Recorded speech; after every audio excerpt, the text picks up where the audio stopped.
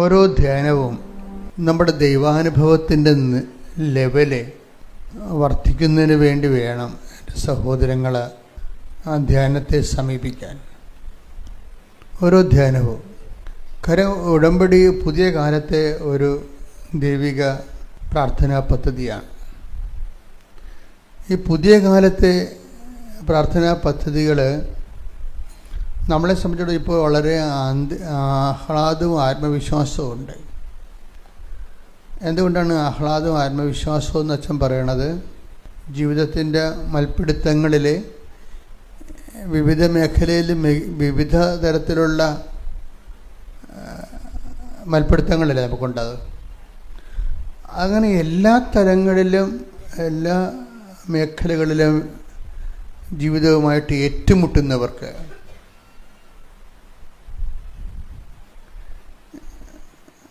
വളരെ ഹൃദ്യമായ സമീപസ്ഥമാണ്. ദൈവം സമീപസ്ഥമാണെന്നല്ല ഞാൻ പറയണത്. ഉടമ്പടിയിലെ ആൾക്കാർ പറയുന്ന സാക്ഷ്യങ്ങൾ കേൾക്കുമ്പോൾ വളരെ അമീക്കബിളായിട്ടുള്ള പ്രസൻസാണ്. വളരെ വളരെ ഹൃദ്യമായ സൗഹാർദ്ദപരമായ സാന്നിധ്യം. അപ്പോൾ എൻ്റെ സഹോദരങ്ങൾ, എനിക്ക് തോന്നുന്നത് കുറച്ച് കൂടുതൽ ഇൻവെസ്റ്റ്മെൻറ്റ് വേണ്ടി വരണത്, നിങ്ങളുടെ ലക്ഷ്യമെന്ന് പറയണത് ഈ ഉടമ്പടിയിലെ ഉള്ളൊരു ഗുണം, ഇതിൻ്റെ ഫോർമുല കറക്റ്റാണ്. അതാണ് ഞാൻ ഈ ഉടമ്പടിയുടെ കൂടെ സഞ്ചരിക്കുമ്പോൾ, നിങ്ങളുടെ കൂടെ സഞ്ചരിക്കുമ്പോഴും എൻ്റെയും നിങ്ങളുടെയും അനുഭവങ്ങളെ ഹരിച്ചും കുടിച്ചൊക്കെ നോക്കുമ്പോൾ എനിക്ക് മനസ്സിലാവുന്നത് ഇതിൻ്റെ ഫോർമുല കറക്റ്റാണ്, പക്ക ബിബ്ലിക്കലാണ്. അതുകൊണ്ടാണ് അഭിമന്യ പിതാക്കന്മാരും ദൈവശാസ്ത്രജ്ഞന്മാരും ഒക്കെ ഇതിനെതിരെ സംസാരിക്കാത്തതിൻ്റെ കാരണം. അവൻ പറയണത് പോലെ ചെയ്യുക. ആടെ മധ്യസ്ഥതയിൽ, മാതാവിൻ്റെ മധ്യസ്ഥതയിൽ. അപ്പോൾ അവിടെ മുൻതൂക്കം വന്നത് ആർക്കാണ്? അവനെയാണ്. ആർക്കാണത്? ക്രിസ്തുവിനാണ് മുൻതൂക്കം വന്നത്. ഇതൊരു മരിയം പ്രെയർ അല്ല ശരിക്കും. ഇത് ക്രിസ്ത്രോസെൻട്രിക് ആയിട്ടുള്ള, ക്രിസ്തുവിനെ കേന്ദ്രീകരിച്ചുള്ള ഒരു സുവിശേഷ പ്രാർത്ഥനാ പദ്ധതിയാണ്. എനിക്ക് തോന്നിയിട്ടുള്ള ഒരു ബുദ്ധിമുട്ട്, നമ്മുടെ സഹോദരങ്ങൾ പലപ്പോഴും ഒരു മെറ്റീരിയൽ ഓറിയൻറ്റഡ് ആയിട്ട് ഇതിനെ സമീപിക്കുന്നുണ്ട്. മെറ്റീരിയൽ എന്ന് പറയുമ്പോൾ എന്താണ്? നമുക്ക് ഒരു പ്രയാസം ഉണ്ടായ ജീവിതത്തിൽ, ജോലി അല്ലെങ്കിൽ മക്കളെക്കുറിച്ചുള്ള ആകുലതകൾ, അപ്പോൾ അതിലേക്ക് ഇതിനെ ട്യൂൺ ചെയ്ത് വെക്കും. അപ്പോൾ അവിടെ വരുന്നൊരു പ്രശ്നം വെച്ച് കഴിഞ്ഞാൽ അതിനേക്കാളും ഔട്ട്പുട്ട് ഉള്ളതാണ്. പക്ഷെ നമ്മളുള്ള പ്രശ്നം വെച്ചാൽ ദൈവത്തെ ചെറുതാക്കുന്നുണ്ടോ എന്ന് എനിക്കൊരു സംശയമുണ്ട്. നമ്മൾ ഉടമ്പടിയിലൂടെ നമ്മുടെ സമീപനം ഇത്തിരി വൈകല്യമായത് കാരണം ദൈവത്തെയോ ചെറുതാക്കുന്നുണ്ട്. എന്നുവെച്ചാൽ എന്താ? നമ്മൾ ലിമിറ്റ് ചെയ്യുന്ന, നമ്മളുടെ ഒരു ആവശ്യപ്രകാരം ദൈവത്തെ ഇങ്ങനെ ഒരു വരച്ച് വെക്കുന്നത് നമ്മൾ. അപ്പോൾ നമ്മൾ സാക്ഷ്യം പറയുമ്പോൾ എൻ്റെ കല്യാണം 32 വയസ്സായി, 35ആയി, ഞാൻ ഉടമ്പടി എടുത്തു, എനിക്ക് കല്യാണം പെട്ടെന്ന് നടന്നു എന്ന് നിങ്ങൾ പറയും. അപ്പോൾ അവിടെ വരുന്ന ഒരു വിഷയം എന്ന് വെച്ച് കഴിഞ്ഞാൽ ആ ഒരു വിഷയത്തിലേക്ക് നിങ്ങൾ പക്ക കോൺസെൻട്രേറ്റ് ചെയ്തിരിക്കുകയാണ്. പക്ഷെ കുറച്ചുകൂടി അത് ഒന്ന് ഷിഫ്റ്റ് ചെയ്തിട്ട് പുതിയ ദൈവാനുഭവങ്ങളിലേക്ക് വളരാൻ, എനിക്കെങ്ങനെയാണ് മനസ്സിലായത്? പുതിയ ദൈവാനുഭവങ്ങളിലേക്ക് വളരാൻ. ഇപ്പം തന്നെ മാതാവിനെ കാണുമ്പോൾ മലാഖ എന്താ പറയണത്? പുതിയ ദൈവാനുഭവങ്ങളെക്കുറിച്ചാണ് പറയണത്. Hail Mary full of grace, the Lord is with you, അല്ലേ? വചനമെടുത്തേ, ലുക്ക 1:28. ദൂതൻ അവളുടെ അടുത്ത് വന്ന് പറഞ്ഞു, ദൈവകൃപ നിറഞ്ഞവളെ, സ്വസ്തി, കർത്താവ് നിന്നോട് കൂടെ. ഓക്കെ അല്ലേ? അതായത് ഇവിടെ വരുന്ന വിഷയം വെച്ച് കഴിഞ്ഞാൽ കർത്താവ് നിന്നോട് കൂടെ എന്ന് വെച്ച് കഴിഞ്ഞാൽ പ്രസൻസ് ഓഫ് ഗോഡാണ് അവിടെ ഉദ്ദേശിക്കുന്നത്, ദൈവത്തിൻ്റെ സാന്നിധ്യം. കർത്താവ് നിൻ്റെ കൂടെയുള്ള കർത്താവിനെ നിനക്ക് അനുഭവിക്കാൻ കഴിയും. എന്ത് കാരണമെന്നാണ്? നിനക്ക് ദൈവകൃപ നിറഞ്ഞത് കൊണ്ട്. അതാണ് വിഷയം. അപ്പോൾ നമ്മുടെ ഒരു ചാലഞ്ച് വരണത് സിമ്പിൾ ചാലഞ്ചാണ്. നമ്മളിതുപോലെ ദൈവകൃപ നിറയുകയാണെങ്കിൽ നമ്മൾക്ക് ദൈവത്തിൻ്റെ പ്രസൻസ് ഫീൽ ചെയ്യാൻ പറ്റും. വളരെ സിമ്പിൾ ലോജിക്കല്ലേ? സിമ്പിൾ ലോജിക്കാണ്. എന്ന് വെച്ച് കഴിഞ്ഞാൽ ദൈവകൃപ നിറഞ്ഞവളെ സ്വസ്തി, കർത്താവ് നിന്നോട് കൂടെ. അപ്പം അത് വളരെ സ്കാൻ ചെയ്ത് മനസ്സിലാക്കിയാൽ നമുക്ക് മനസ്സിലാവുന്നത് എന്താണ്? നമ്മളും അമ്മയെപ്പോലെ കൃപ നിറയുകയാണെങ്കിൽ, അപ്പോൾ നിങ്ങളോർക്ക് വെച്ചാൽ കൃപ നിറയാൻ വലിയ പാടാണ്. വളരെ സിമ്പിളാണ്. കൃപ നിറയാൻ കുറച്ച് കാര്യങ്ങൾ ശ്രദ്ധിച്ചാൽ മതി. ഈ ഹൃദയത്തെ ഒന്ന് ടാർഗറ്റ് ചെയ്താൽ നമ്മൾക്ക് നമ്മുടെ ഹൃദയം അല്ലാതെ നമ്മുടെ മൊത്തം ലൈഫ് അല്ലെങ്കിൽ മൊത്തം കാര്യവിചാരിപ്പുകൾ ഒന്നും നമ്മളിങ്ങനെ മൊത്തമായിട്ട് ഇങ്ങനെ ബൾക്കായിട്ട് ഇങ്ങനെ നമ്മൾ കോൺസെൻട്രേറ്റ് ചെയ്യേണ്ട കാര്യമില്ല. ദൈവകൃപ നിറയണമെങ്കിൽ ഒരു ഫാക്കൽറ്റി മാത്രം നമ്മൾ കോൺസെൻട്രേറ്റ് ചെയ്താൽ മതി. അതേത് ഫാക്കൽറ്റിയാണ്? ഹാർട്ടാണ്. ഹാർട്ടെന്ന് പറയുമ്പോൾ ബയോളജിക്കൽ ഹാർട്ടല്ല. ബയോളജിക്കൽ ഹാർട്ടെന്ന് പറയുമ്പോൾ നിങ്ങൾ ബയോളജി പഠിക്കുന്ന ഹാർട്ടില്ലേ, അതൊരു മോട്ടറാണ്. നമ്മുടെ ഇവിടെ ഇരിക്കണം മോട്ടർ, അതിങ്ങനെ പമ്പ് ചെയ്തുകൊണ്ടിരിക്കും അല്ലേ. അത് ഭയങ്കര അത്ഭുതമാണ് ശരിക്കും പറഞ്ഞാൽ. അത് കറണ്ടിലാണ് എത്രയോ വോൾട്ട് കറണ്ടിലാണ് ഹൃദയം പമ്പ് ചെയ്യണത്. അപ്പോൾ ഈ പമ്പിങ് നിൽക്കുന്ന സ്ഥലത്ത് വെച്ച് ബ്ലഡ് സർക്കുലേഷൻ നിൽക്കുകയാണ്. അപ്പോൾ ബയോളജിക്കലായിട്ട് വരുമ്പോൾ അതൊരു മോട്ടറാണ്. ശരീരത്തിൻ്റെ എല്ലാ സ്ഥലങ്ങളിലേക്കും നമ്മൾ ഈ ബ്ലഡ് എത്തിക്കാൻ വേണ്ടി എത്തിക്കാൻ പറ്റാത്തപ്പോഴാണല്ലേ പ്രഷർ വരണത് അല്ലേ.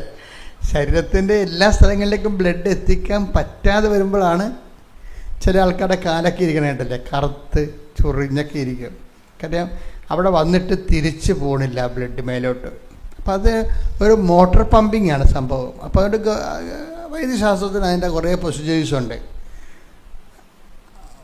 ബൈബിള് ഇങ്ങനൊരു മോട്ടറായിട്ടുള്ള ഹൃദയത്തെ അല്ല ഉദ്ദേശിക്കുന്നത്. ബൈബിൾ ഉദ്ദേശിക്കുന്നത് ഒരു ഇമോഷണലായിട്ടും അതുപോലെ തന്നെ ഭക്തിപരമായിട്ടും ദൈവത്തിൻ്റെ സ്നേഹപരമായിട്ടും തിന്മയുടെ ഇരിപ്പിടമായിട്ടും ഇങ്ങനെ രണ്ടുമുണ്ട്. ജെറമിയ 17:9 ഹൃദയം മറ്റെന്തിനേക്കാളും കാപട്യമുള്ളതാണ്, ശോചനീയമാം വിധം ദുഷിച്ചതുമാണ്. ഹൃദയത്തിൻ്റെ ഒരു പ്രശ്നം വെച്ച് കഴിഞ്ഞാൽ ഹൃദയത്തിന് ഈ ബ്ലാക്ക് ആൻഡ് വൈറ്റ് ഉണ്ട്. നമ്മൾ നല്ല സ്പിരിച്വൽ എൻജിനീയറിങ് വരുമ്പോൾ, ആധ്യാത്മികമായ ഒരു എൻജിനീയറിങ് വരുമ്പോൾ നമ്മൾ നോക്കുന്നത് ഹൃദയത്തിൻ്റെ ഈ വൈറ്റ്നെസ് കൂട്ടിയെടുക്കാനാണ് നമ്മൾ നോക്കുന്നത്. ഞാൻ നിങ്ങളെയൊക്കെ ട്രെയിൻ ചെയ്യുന്നത് അങ്ങനെയാണ് പലപ്പോഴും. അതായത് നിങ്ങൾ കാത്തലിക്സ് കുമ്പസാരിക്കുമല്ലോ. അപ്പോൾ കുമ്പസാരിക്കുമ്പോൾ ഞാനും കുമ്പസാര ഗുരുവാണ്. അപ്പോൾ ഞാൻ കുമ്പസാരിപ്പിക്കുമ്പോൾ ആൾക്കാരെ ഇങ്ങനെ പാപങ്ങളെക്കുറിച്ച് പറയും. അപ്പോൾ ഞാൻ എന്ത് ചെയ്യണത്, ഇതിൻ്റെ സോഴ്സ് എവിടെയാണ് നോക്കും. ആദ്യം സോഴ്സ് ബ്ലോക്ക് ചെയ്യാൻ പറ്റുമോ എന്ന് നോക്കും. കാരണം ഹൃദയം എല്ലാത്തിനേക്കാളും കൗടില്യമുള്ളതാണ്. അപ്പോൾ സോഴ്സ് അതാണ് അതിൻ്റെ ഇരുന്നത്.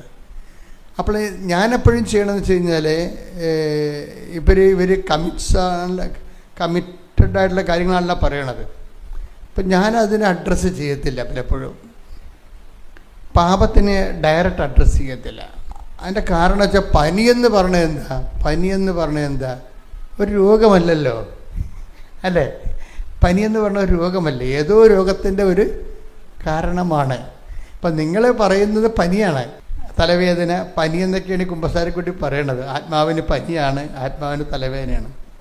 അപ്പം ഞാനതിനൊന്ന് നോക്കണമെന്ന് വെച്ച് കഴിഞ്ഞാൽ എങ്ങനെ ബോഡി ഹെൽത്തി ആയിക്കഴിഞ്ഞാൽ ആ വിഷയം മാറും. ഇപ്പം ഞാനെന്ത് ചെയ്ത് ബോഡി ഹെൽത്തി ആക്കാൻ നോക്കും. എങ്ങനെ? നീ ഈ ആഴ്ചയിൽ ചെയ്തിട്ടുള്ള നന്മ പ്രവർത്തികളൊക്കെ പറയും. ഒത്തിരി ഉണ്ട്, നമ്മൾ അഡ്രസ്സ് ചെയ്യാതെ വിട്ട് കാരണം ഒഴുകിപ്പോണതാ. നീ ആഴ്ചയിൽ ചെയ്തിട്ടുള്ള നന്മ പ്രവർത്തികളെല്ലാം പറയും. വീട്ടുകാർക്ക് ചെയ്താലും കുഴപ്പമില്ല, ഇനി പക്ഷികൾക്ക് ചെയ്താലും കുഴപ്പമില്ല, മൃഗങ്ങൾക്ക് ചെയ്താലും നമ്മുടെ സസ്യങ്ങൾക്ക് ഇതെല്ലാം കൂടി നമ്മൾ ഒരുമിച്ചാണല്ലോ ജീവിക്കുന്നത്. അപ്പോൾ എപ്പോഴും നമ്മൾ ആ ഒരു ബോധം ഉണ്ടാക്കണം. ദൈവം സൃഷ്ടിച്ചപ്പോൾ ആദ്യം ഇവരെല്ലാം സൃഷ്ടിച്ച് കഴിഞ്ഞിട്ടാണ് നമ്മൾ സൃഷ്ടിച്ചിരിക്കുന്നത്. നമുക്ക് വേണ്ടിയാണെന്ന് പറഞ്ഞിട്ട് അങ്ങനെ അമിതമായ ചൂഷണമൊന്നും നടക്കത്തില്ല. നമുക്ക് സർവൈവ് ചെയ്യാൻ പറ്റത്തില്ല, കാരണം റെസിപ്പിനെ സർവൈവ് ചെയ്യാൻ പറ്റത്തില്ല. എവിടെയോ ഒരു മിസ്റ്റേക്ക് ഉള്ളതുകൊണ്ടല്ലേ ഇപ്പോൾ സ്പെയിനിലും അയർലൻഡിലും ഒക്കെ ആൾക്കാർ ആകാശത്തേക്ക് മഴ പെയ്യിക്കണം. ചൂട് 50 അവിടെ. നമുക്ക് ചിന്തിക്കാൻ പറ്റില്ല. നമുക്ക് 50 ആയിട്ടില്ല. ഇപ്പോഴും നമുക്ക് 50 ആയിട്ടില്ല. നമുക്ക് 32, 33 അങ്ങ് നിൽക്കുകയല്ലേ. അപ്പം നമ്മൾ പണ്ട് മഞ്ഞ് ഉരുകി നിന്ന സ്ഥലത്ത് ഇപ്പം ചൂട് കൊണ്ട് അവിടെയുള്ള ആൾക്കാർക്ക് സർവ് ചെയ്യാൻ പാടാണ്. എ സി ഒന്നുമില്ല, എ സി കിട്ടാനില്ലെന്നാണ് പറഞ്ഞത്. ജർമ്മനിയിലൊക്കെ എ സി ഫാനൊന്നും അവർ ഉപയോഗിക്കാറില്ലായിരുന്നു. എ സിയും ഫാനും ഒന്നും ഉപയോഗിക്കത്തില്ല ജർമ്മൻ. അതുള്ള ആ സ്കാൻഡിനേവിയൻ രാജ്യങ്ങളൊക്കെ ഒന്നും എ സി ആവശ്യമില്ല, അവർക്ക് ഫാൻ ആവശ്യമില്ല, ഫാനിൻ്റെ കമ്പനിയില്ല, എ സി ആവശ്യമില്ല. പക്ഷെ ചൂട് വന്നപ്പോൾ കമ്പനിയൊന്നും ഇല്ലല്ലോ, ഇവർ എ സിക്ക് ഓട്ടമാണ്, ഫാന് വേണ്ടി ഓട്ടമാണ്. എന്നിട്ട് പറയണത് ഇപ്പം മാൾട്ടയിലെ ഒരു സഹോദരൻ കഴിഞ്ഞ ദിവസം സംസാരിച്ച് പറഞ്ഞത്, മാൾട്ടയിൽ ഒരു ഈ ടേബിൾ ഫാന് വേണ്ടി പിടിച്ചു പറയുക. അപ്പോൾ ഇതൊക്കെ ഒരിക്കലും കേൾക്കാത്ത കാര്യങ്ങളാണ്. ക്ലൈമറ്റിന് ശരിക്കും ചേഞ്ച് വന്നിട്ടുണ്ട്, ക്ലൈമറ്റിന് ചേഞ്ച് വന്നിട്ടുണ്ട്. അപ്പോൾ ഞാനെന്താ പറഞ്ഞു വരുന്നതെന്ന് ചോദിച്ചു കഴിഞ്ഞാൽ, ഇതുപോലെ ഒരു ഹൃദയം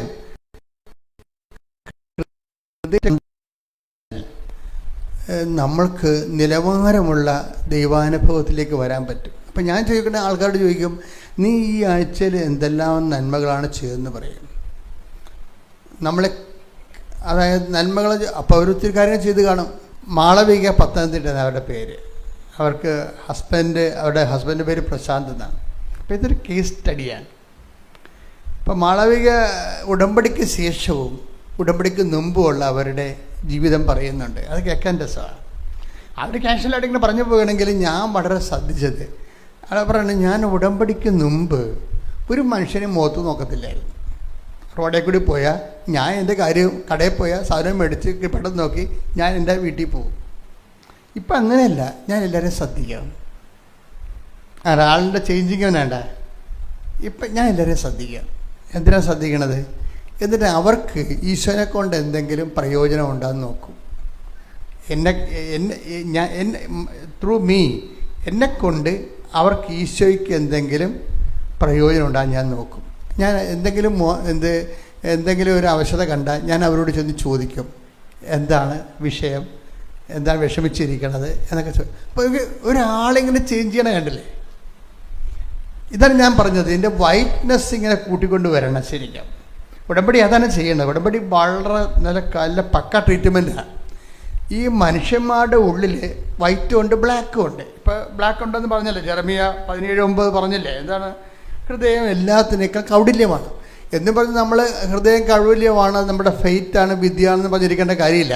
നമുക്ക് ഈ ബ്ലാക്ക് കുറക്കാൻ പറ്റും. കുറക്കാൻ പറ്റുന്നത് എങ്ങനെയാണ്? ഈ മാളവിക ചെയ്തിരിക്കുന്ന പരിപാടി കണ്ടില്ല? നിങ്ങളൊന്ന് നോക്കിയേ, നമ്മളെല്ലാവരും തന്നെ എത്രയോ വർഷങ്ങളാണ് ക്രിസ്ത്യനാണ്. അവർ കഴിഞ്ഞ ആഴ്ച ഉടമ്പടി എടുത്തേ ഉള്ളൂ. ആ ഉടമ്പടി എടുത്ത ശേഷം എത്ര പെട്ടെന്നാണ് ഇവർ മൊത്തം ചേഞ്ചാകണത്. ചേഞ്ചാകണമെന്നതിൻ്റെ കാരണം വെച്ച് കഴിഞ്ഞാൽ ഒരു വിഷയം, ഉടമ്പടിയുടെ വിഷയം, ഞാനിങ്ങനെ ഈ വചന പ്രഘോഷകരെ പോലെ ഇങ്ങനെ ഭയങ്കരമായിട്ട് അലറിക്കോയി പ്രസംഗിക്കാത്തതിൻ്റെ കാരണം ഇത് പ്രഘോഷണ ധ്യാനമല്ല, ഇത് പ്രബോധന ധ്യാനമാണ്. ധ്യാനം പലതരത്തിലുണ്ട്.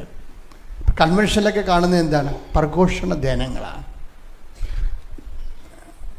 അത് ചെറിയ പ്രിലിമിനറീസിന് കൊടുക്കേണ്ട ധ്യാനങ്ങളാണ്. നമുക്കങ്ങനെയല്ല, നമ്മൾ അറിഞ്ഞവരെ ആഴപ്പെടുത്തുക എന്നുള്ളതാണ്. അറിയാത്തവരെ അറിയിക്കുന്നതിനാണ് ഈ പ്രഘോഷണ ധ്യാനം. അറിഞ്ഞവരെ ആഴപ്പെടുത്തുന്നതിന് എന്താ വേണ്ടത്? പ്രബോധന ധ്യാനമാണ് വേണ്ടത്.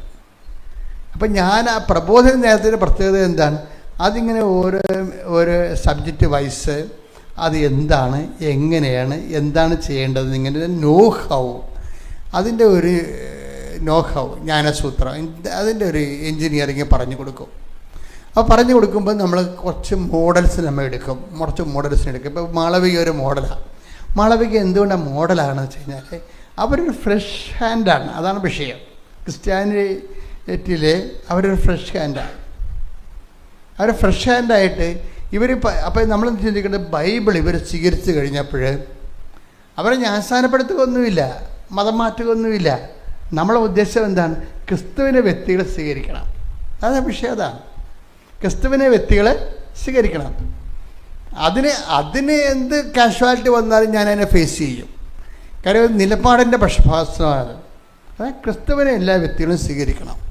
അതെന്താ കാര്യം? അത് ആദ്യം മുതലേ ഉള്ള ദൈവത്തിൻ്റെ നിലപാട് എല്ലാ മനുഷ്യരും രക്ഷപ്പെടണമെന്നും സത്യമാർഗം സ്വീകരിക്കണമെന്ന്. Take the word of God. ശ്രുതിക്കട്ടെ ഹല്ലേലൂയ, ഹല്ലേലൂയ, ഹല്ലേലൂയ, ഹല്ലേലൂയ. യേശുവേ നന്ദി, ഹല്ലേലൂയ, ഹല്ലേലൂയ, ഹല്ലേലൂയ.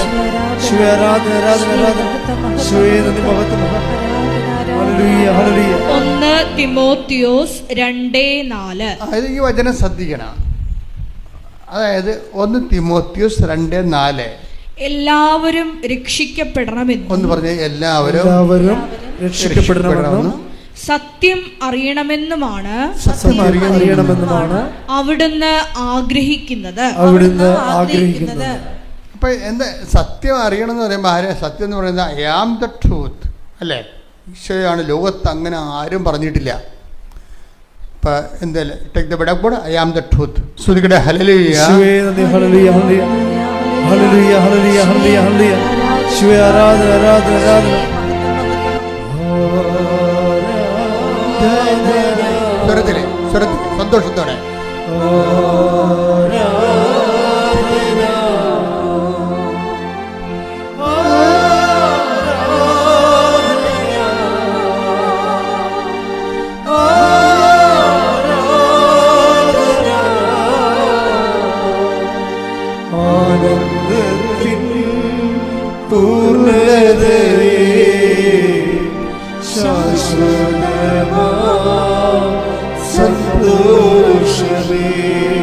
ആനന്ദത്തിൻ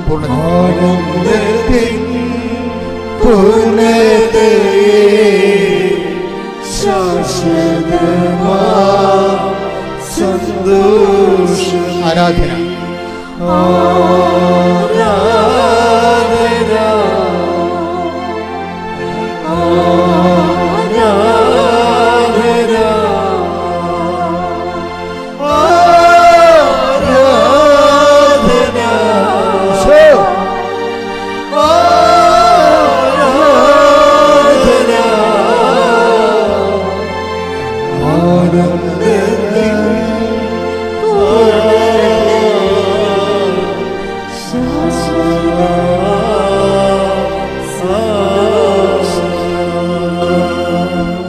യോഹന്നാൻ 14:6. ഈ വചനം വളരെ മനസ്സിൽ സൂക്ഷിക്കണം. എന്താണ് യോഹന്നാൻ 14:6? യേശു പറഞ്ഞു, വഴിയും സത്യവും ജീവനും ഞാനാണ്. വഴിയും സത്യവും ജീവനും ഞാനാണ്.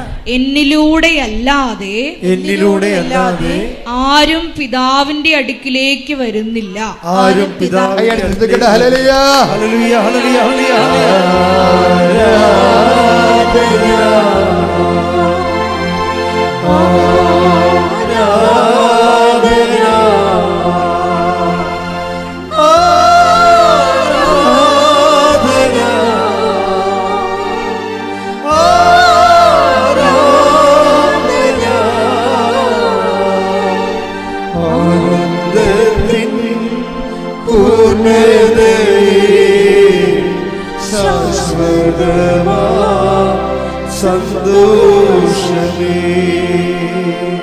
പരിശുദ്ധ പരമദിവ്യകാരുണ്യത്തിന് നേരവും ആരാധനയും സ്തുതിയും പുകഴ്ചയും ഉണ്ടായിരിക്കട്ടെ. എൻ്റെ മക്കളെ, രാവിലെ കർത്താവിൻ്റെ ദിവസം അതിരാവിലെ വന്നിരുന്ന് വചനം കേൾക്കാനും ദിവ്യകുർബാനയുടെ ആരാധനയ്ക്കൊക്കെ പങ്കെടുക്കാനും ദൈവം നിങ്ങളെ എന്തുമാത്രം സ്നേഹിക്കുന്നുണ്ടെന്ന് നിങ്ങൾ തിരിച്ചറിയണം.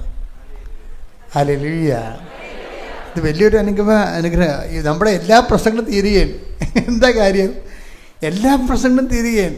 എന്താ കാര്യം? കർത്താവ് നമ്മളെ തൻ്റെ അടുത്തേക്ക് വിളിച്ചു അല്ലേ? അതുതന്നെ അത് എന്തുകൊണ്ട് അങ്ങനെ വരുന്നത്? അടുത്തേക്ക് വിളിക്കുന്നത് ആരെയാണ്? വചനമെടുത്തേ. മർക്കോസിന്റെ സുവിശേഷം 3-ാം അധ്യായം 13 മുതലുള്ള തിരുവചനങ്ങൾ. പിന്നെ അവൻ മലമുകളിലേക്ക് കയറി തനിക്ക് ഇഷ്ടമുള്ളവരെ അടുത്തേക്ക് വിളിച്ചു. അപ്പൊ ഐഡിയ ഈസ് വെരി ക്ലിയർ അല്ലേ? നിങ്ങളെ കർത്താവ് അടുത്തേക്ക് ഈ പ്രഭാതത്തിലെ കർത്താവിൻ്റെ ദിവസം, നിങ്ങൾക്ക് കടങ്ങളുണ്ട്, ജപ്തിയുണ്ട്, പല പ്രശ്നങ്ങളൊക്കെ ഉണ്ട്. പക്ഷേ കർത്താവ് നിങ്ങൾക്ക് അടുത്തേക്ക് വിളിച്ചിട്ടുണ്ട്. അടുത്തേക്ക് വിളിച്ചത് എന്തുകൊണ്ടാണ്? അവിടെ തനിക്ക് ഇഷ്ടം ഇഷ്ടപ്പെട്ടവരെ നിങ്ങളെ അണ്ടർ എസ്റ്റിമേറ്റ് ചെയ്യേണ്ട കാര്യമില്ല. കഴിഞ്ഞ കാലങ്ങളിൽ നിങ്ങൾക്ക് എന്തെല്ലാം തരത്തിലുള്ള ഷോർട്ട് കമ്മിങ്സ്, എന്തെങ്കിലുമൊക്കെ അബദ്ധങ്ങൾ സംഭവിച്ചാലും ദൈവം അത് റൈറ്റ് ഓഫ് ചെയ്തിരിക്കുന്നു. കൈയടിക്കട്ടെ, ശ്രദ്ധിക്കട്ടെ.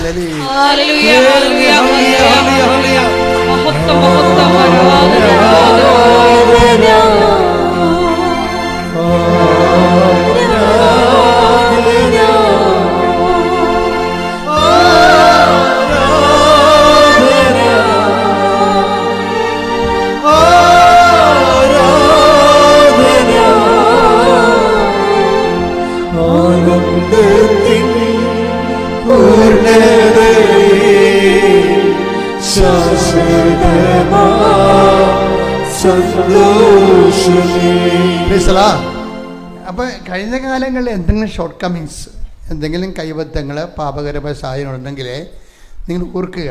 എന്താ കാര്യം? ഡിവേർഡ് ഓഫ് ദാറ്റ് ഫാക്ട്, ആ വിഷയത്തിനേക്കാൾ ഉപരി ദൈവം നിങ്ങളെ ഇഷ്ടപ്പെടുന്നു.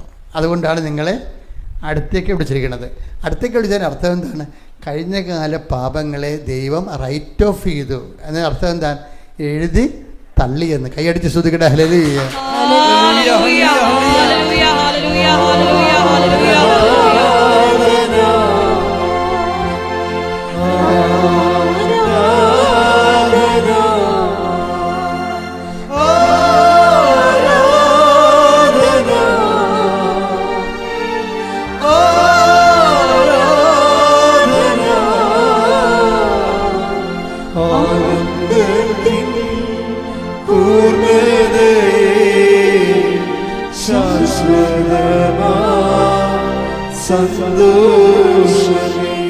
പരിശുദ്ധ പരമദിവ്യകാരുണ്യത്തിന്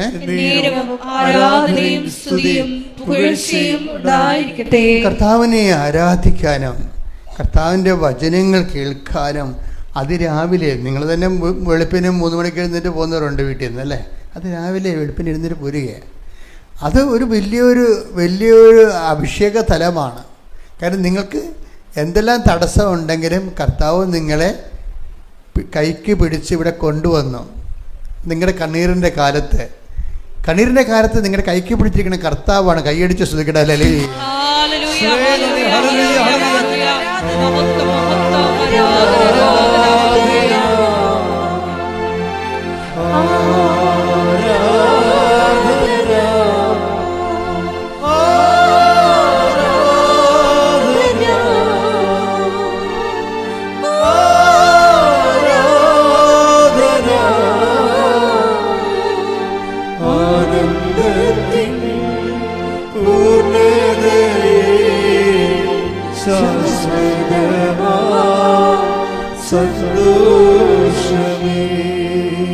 ഇനി നമ്മൾ ചെയ്യേണ്ട കാര്യം എന്ന് വെച്ച് കഴിഞ്ഞാൽ, നമ്മൾ പ്രാർത്ഥിക്കേണ്ടത് എന്താണെന്ന് വെച്ചാൽ,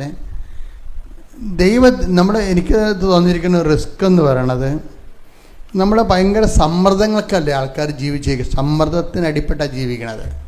പലതരത്തിലുള്ള സമ്മർദ്ദങ്ങളാണിത്. അപ്പോൾ സമ്മർദ്ദത്തിന് അടിപ്പെട്ട് ജീവിപ്പോൾ കഴിഞ്ഞ ദിവസം കൊണ്ട് ഒരു സാക്ഷ്യം പറഞ്ഞത്, അങ്ങയുടെ പേര് ജോസഫ് ജോൺ എന്തോ ആണ്. അദ്ദേഹത്തിൻ്റെ ഒരു പ്രോബ്ലം എന്ന് വെച്ച് കഴിഞ്ഞാൽ, അദ്ദേഹം ഒരു ജോലി രാജിവെക്കേണ്ടി വന്നതിൻ്റെ കാരണം ഞായറാഴ്ച അവിടെ ജോലിക്ക് പോകണമെന്ന് സമ്മർദ്ദമുള്ളത് കൊണ്ടാണ്. ഞായറാഴ്ച അവിടെ ജോലിക്ക് പോകണമെന്ന് സമ്മർദ്ദമുള്ളതുകൊണ്ടാണ്. അപ്പം അദ്ദേഹം 1-2 പ്രാവശ്യം ഞായറാഴ്ച ജോലി ചെയ്തപ്പോൾ തന്നെ അയാളുടെ മനസ്സ് പറയുന്നുണ്ട്, നീ ഇവിടെ അല്ല ജോലി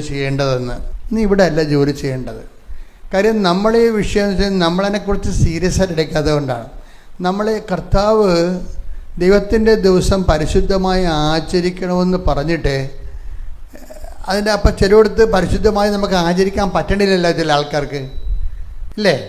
കാര്യം നമ്മൾ പല ആൾക്കാരുമാണ് നമുക്ക് തൊഴിൽ തന്നിരിക്കുന്ന തൊഴിൽദാതാക്കന്മാർക്ക് വിശ്വാസം ഉണ്ടാകത്തില്ല. നമുക്ക് തൊഴിൽ തന്നിരിക്കുന്ന തൊഴിൽദാതാക്കന്മാർക്ക് വിശ്വാസം ഉണ്ടാകത്തില്ല. അവർക്ക് ക്രിസ്തുവിനെ അറിയണമെന്ന് നിർബന്ധമില്ല. അപ്പോൾ സ്വാഭാവികമായിട്ട് നമ്മളവിടെ ജോലി ചെയ്യാൻ ബാധ്യസ്ഥമായിട്ട് തീരുകയാണ്.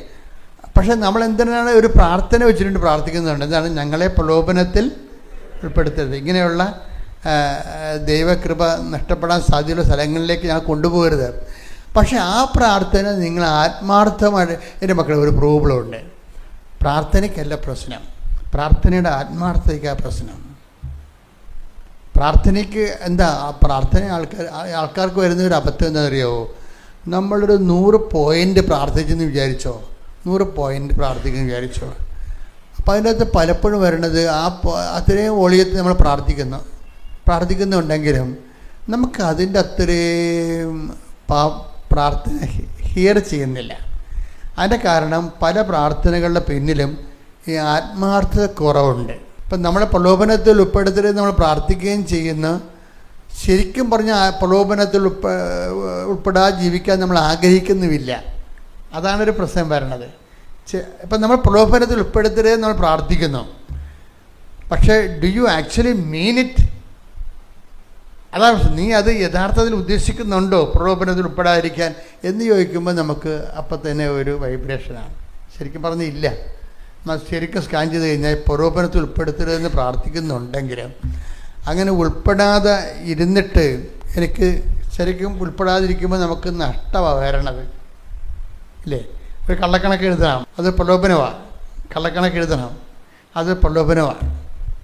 അപ്പം അങ്ങനെ പ്രലോഭനത്തിൽ ഉൾപ്പെടുത്തുന്നില്ലെങ്കിൽ ആ കള്ളക്കണക്ക് നമ്മൾ ശരിയായ കണക്കെഴുതണം. ശരിയായ കണക്കെഴുതുമ്പോൾ നമുക്ക് നഷ്ടം വരും. നമ്മൾ ശരിയായ കണക്കെഴുതുകയാണെങ്കിൽ നഷ്ടം വരും. ഈ ഒരു സാധനം നമ്മൾ വളരെ സുന്ദരമായിട്ട് കൈകാര്യം ചെയ്യണം.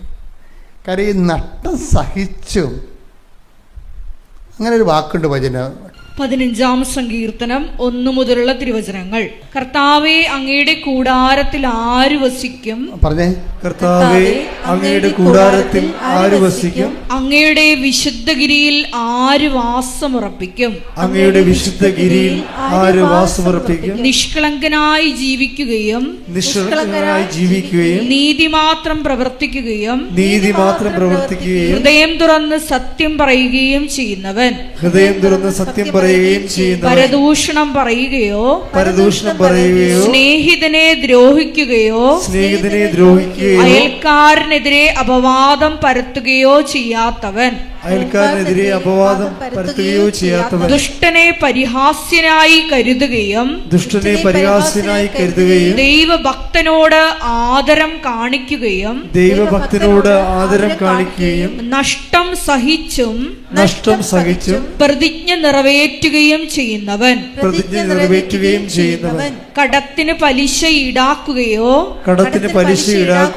നിർദോഷനെതിരെ കൈക്കൂലി വാങ്ങുകയോ ചെയ്യാത്തവൻ. അപ്പൊ ഈ ഒരു വിഷയങ്ങളിലേക്ക് വരുമ്പോൾ, ജീവിതം ഇങ്ങനെയുള്ള സ്ഥലങ്ങളിലേക്ക് വരുമ്പോൾ ചില സമയത്ത് തട്ടും, ഫൗൾസിൽ നമ്മൾ തട്ടും. അപ്പം അങ്ങനെ വരുമ്പോൾ ചില ആൾക്കാർക്ക് ദൈവമേ ചെയ്യണത് തെറ്റാണല്ലോ. അപ്പോൾ നമ്മൾ ആത്മാർത്ഥമായിട്ട് കർത്താവേ, എന്നെ ഇങ്ങനെയുള്ള പ്രലോഭനങ്ങളിൽ ഉൾപ്പെടുത്തരുത്.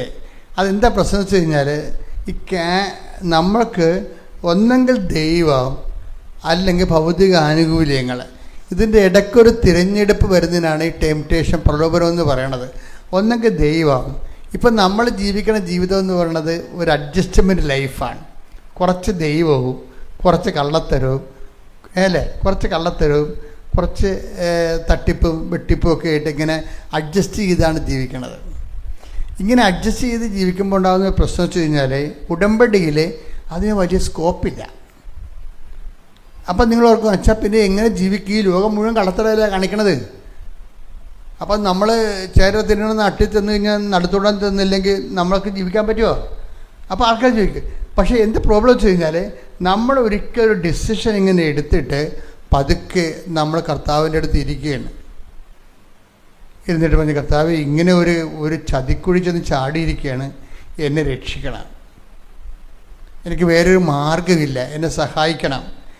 അപ്പം ഇങ്ങനെ അപ്പം നീ ഇങ്ങനെ കർത്താവിൻ്റെ വചനങ്ങൾക്ക് ഈ വിരുദ്ധമായിട്ട് ജീവിക്കുന്നവരെ നിനക്ക് വിഷമമുണ്ടെന്നും കർത്താവിൻ്റെ സഹിത്വം ചേർന്ന് ജീവിക്കാൻ നീ ആഗ്രഹിക്കുന്നുണ്ടെന്നും ആത്മാർത്ഥമായിട്ട്, യാന്ത്രികമായിട്ടല്ല, ആത്മാർത്ഥമായിട്ട് നിനക്ക് തോന്നുകയാണെങ്കിൽ കർത്താവ് നിന്നെ കറക്റ്റ് സ്ഥലത്തേക്ക് കൊണ്ടുവരും, പതുക്കെ.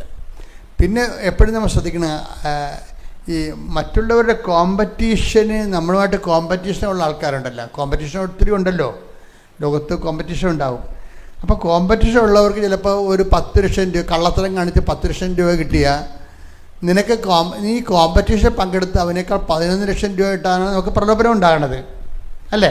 11 ലക്ഷം രൂപ കിട്ടാൻ വേണ്ടിയാണ് നമ്മുടെ പ്രലോഭനം ഉണ്ടാകണത്. അപ്പം അവിടെ ഒരു പ്രശ്നം, അവിടെ ഒരു ആശയ അടക്കത്തിൻ്റെ പോയിൻ്റുണ്ട്. എന്താ കാര്യം? പോയിൻ്റ് എന്താ? ആശയ അടക്കത്തിൻ്റെ പോയിൻ്റ് എന്താ?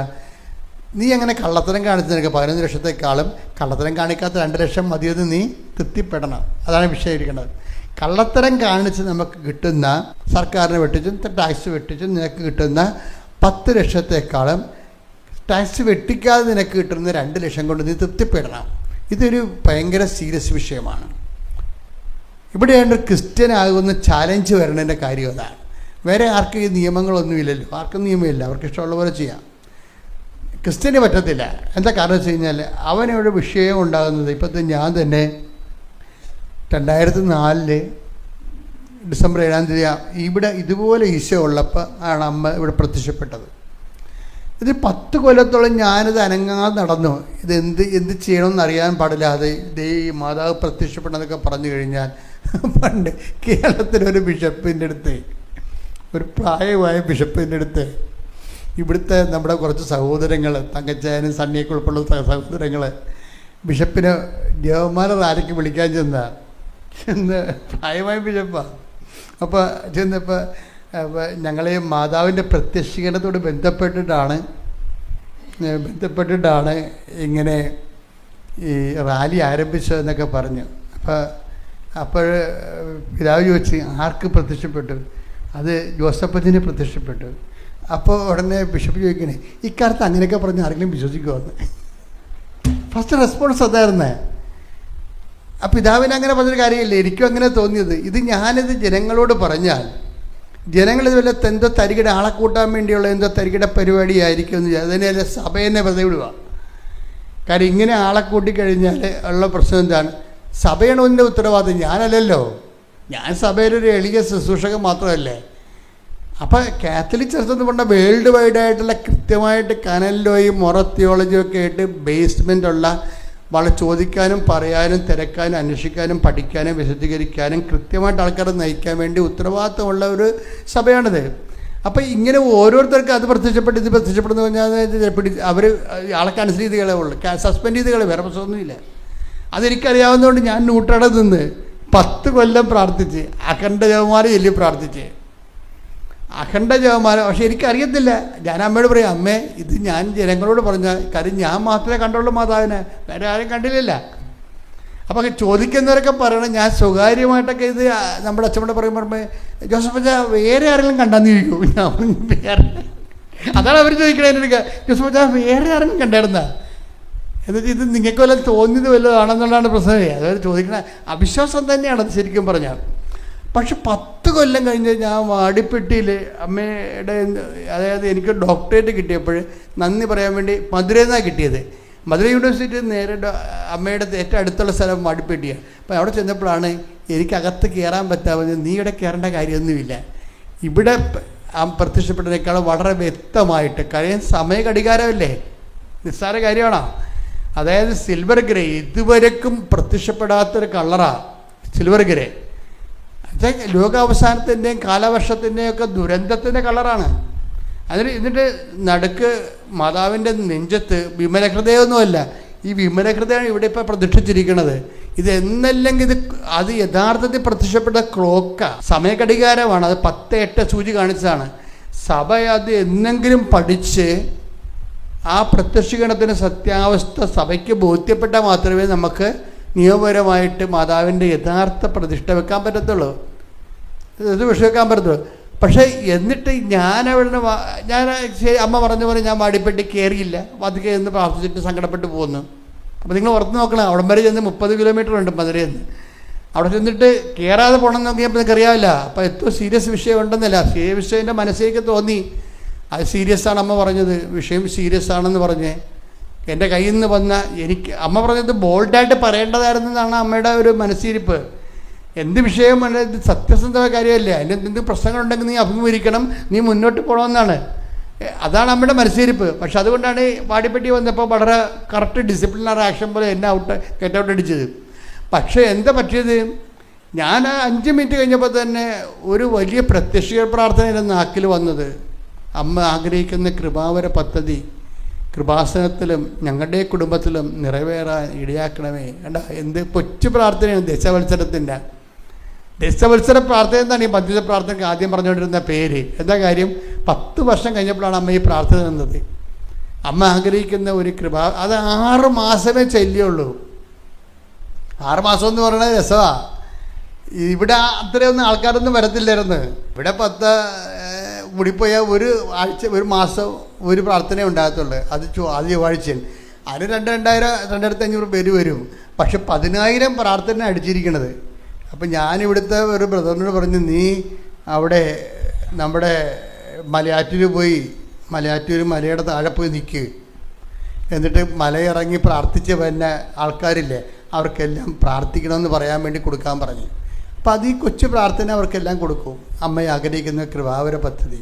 അപ്പോൾ എന്തോ ഒരു മനുഷ്യർ 6 മാസം പ്രാർത്ഥിച്ചപ്പോൾ തന്നെയാണ് ഉടമ്പടി തന്നത് അമ്മ. പിന്നെ നമുക്ക് പിടിച്ച, അതായത് ഉടമ്പടി തരണേന്, ഉടമ്പടി അല്ലല്ലോ ഇവിടുത്തെ പ്രശ്നം.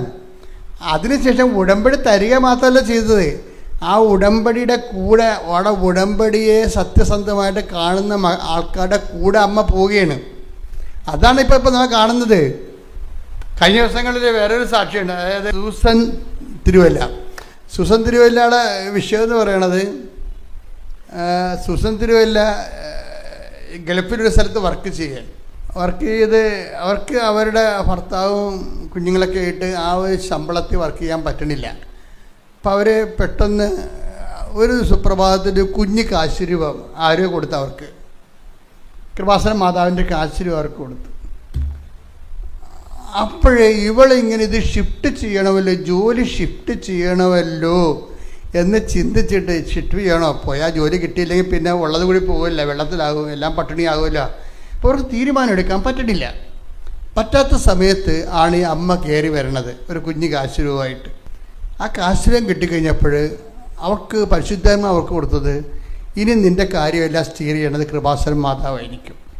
എപ്പോഴായാലും ഇനി അമ്മ നിൻ്റെ കൂടെ ഉണ്ടാകും. അപ്പോൾ നീ ബോൾഡായിട്ടിരിക്കണം. ഓസ്കി പരീക്ഷയൊക്കെ ഉണ്ട്, അതൊക്കെ ശരി, പക്ഷേ നീ ബോൾഡായിട്ടിരിക്കണം. ഇവരെന്നാ ചെയ്തെന്ന് വെച്ചാൽ ഇവർ ബോൾഡായിട്ടിരിക്കണമെന്ന് ഈ ഒരു കുഞ്ഞു കാശുരൂപത്തെ തുടങ്ങുന്ന ജീവിതമാണ്. ഇവർ ചെയ്യണമെന്ന് വെച്ച് കഴിഞ്ഞാൽ ഇവരുടനെ വീടെല്ലാം അടിച്ചു വാരി. അതാണ് വിഷയം. അതാണ് ഈ ആൾക്കാർ വിഷയത്തെ സമീപിക്കുന്ന രീതികൾ ഭയങ്കര വ്യത്യാസമാണ്. അവരാദ്യം ചെയ്തത് വീടെല്ലാം അടിച്ചു വാരി പൊടിയും അഴുക്കും എല്ലാം കളഞ്ഞ് എല്ലാം വൃത്തിയാക്കി ഓർഡർ. കാര്യം അമ്മ ഈ വീട്ടിൽ വരണമുള്ളതാണ്. പിന്നെ ലൈഫ് മാറുകയും. അതാണ് വിഷയം. ഇപ്പം അതായത് നമ്മൾ ചില ആൾക്കാർ ഉടമ്പടി എന്ന് പറഞ്ഞാൽ അത് വളരെ സത്യസന്ധമായിട്ട് ഫിസിക്കലായിട്ടാണ് അവരെടുക്കുന്നത്, സ്പിരിച്വലായിട്ടല്ല. ചില ആൾക്കാർ സ്പിരിച്വലായിട്ടാണ് എടുക്കുന്നത്. കുറച്ച് നിയോഗങ്ങൾ കൊണ്ടുപോയി വെച്ച് തിരികൊണ്ടേ വീട്ടിൽ വെത്തി അത്യാവശ്യമുള്ളപ്പോൾ പ്രാർത്ഥിക്കും, അത് സ്പിരിച്വലാണ്.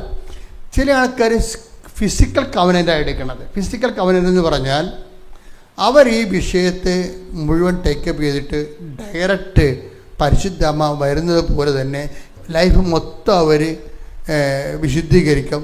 എന്നിട്ട് ഇവരിതിന് വേണ്ടി ഇൻവെസ്റ്റ് ചെയ്യും. അങ്ങനെ വന്നപ്പോൾ അവരൊരു ഓൺലൈൻ ഉടമ്പടി എടുത്തു.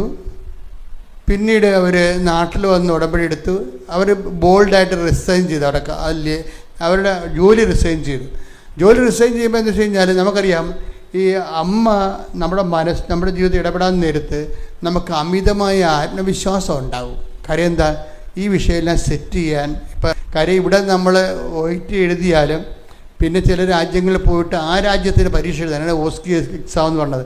അതിന് ഇപ്പം നമ്മുടെ FMG എക്സാമില്ലേ, യൂറോപ്പിലൊക്കെ പോയി ചൈനയിൽ പോയി MBBS എടുത്തിട്ട് പിന്നെ ഇന്ത്യയിൽ വന്നിട്ട് പിന്നെ എഴുതണ്ടേ.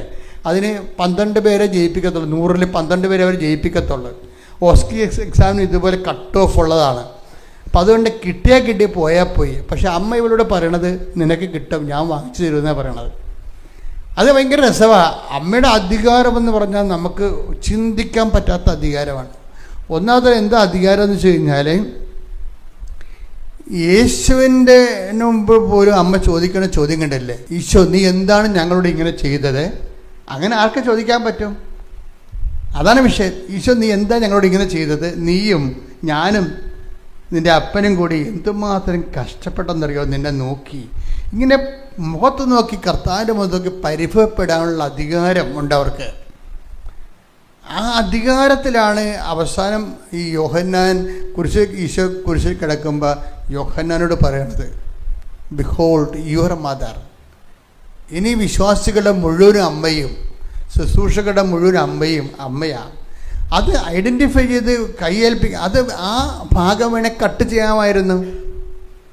കാര്യം അത് അപ്രസക്തമായൊരു കാര്യമാണെങ്കിൽ നമുക്കറിയാം ഈശോൻ്റെ ഒരു പീഡാനുഭവവും കുരിശ് മരണവും അതുപോലെ തന്നെ ഈശോ ഇങ്ങനെ ഒരു കുറവിറച്ചിയായിട്ട് ഇങ്ങനെ തൂങ്ങിക്കിടക്കണതും ശ്വാസം കിട്ടാതിരിക്കണതും ഓക്സിജൻ കിട്ടാതിരിക്കണതും പ്രാണവായുവിന് വേണ്ടി പിടയണ സമയത്ത് ഇതൊന്നും അതിനേക്കാൾ പ്രാണവായുവിനേക്കാൾ പ്രാധാന്യമുള്ള ആളാണ് അമ്മയെന്നല്ല എൻ്റെ അർത്ഥം. ശ്രുതിക്കട്ടെ, ഹല്ലേലൂയ. Hallelujah, hallelujah, hallelujah. മഹത്വം, മഹത്വം, ആരാധന, ആരാധന. യേശുവേ, ഞങ്ങൾക്ക് അമ്മയെ തന്നതിന് നന്ദി പറയുന്നു. ഹല്ലേലൂയ, മഹത്വം, മഹത്വം,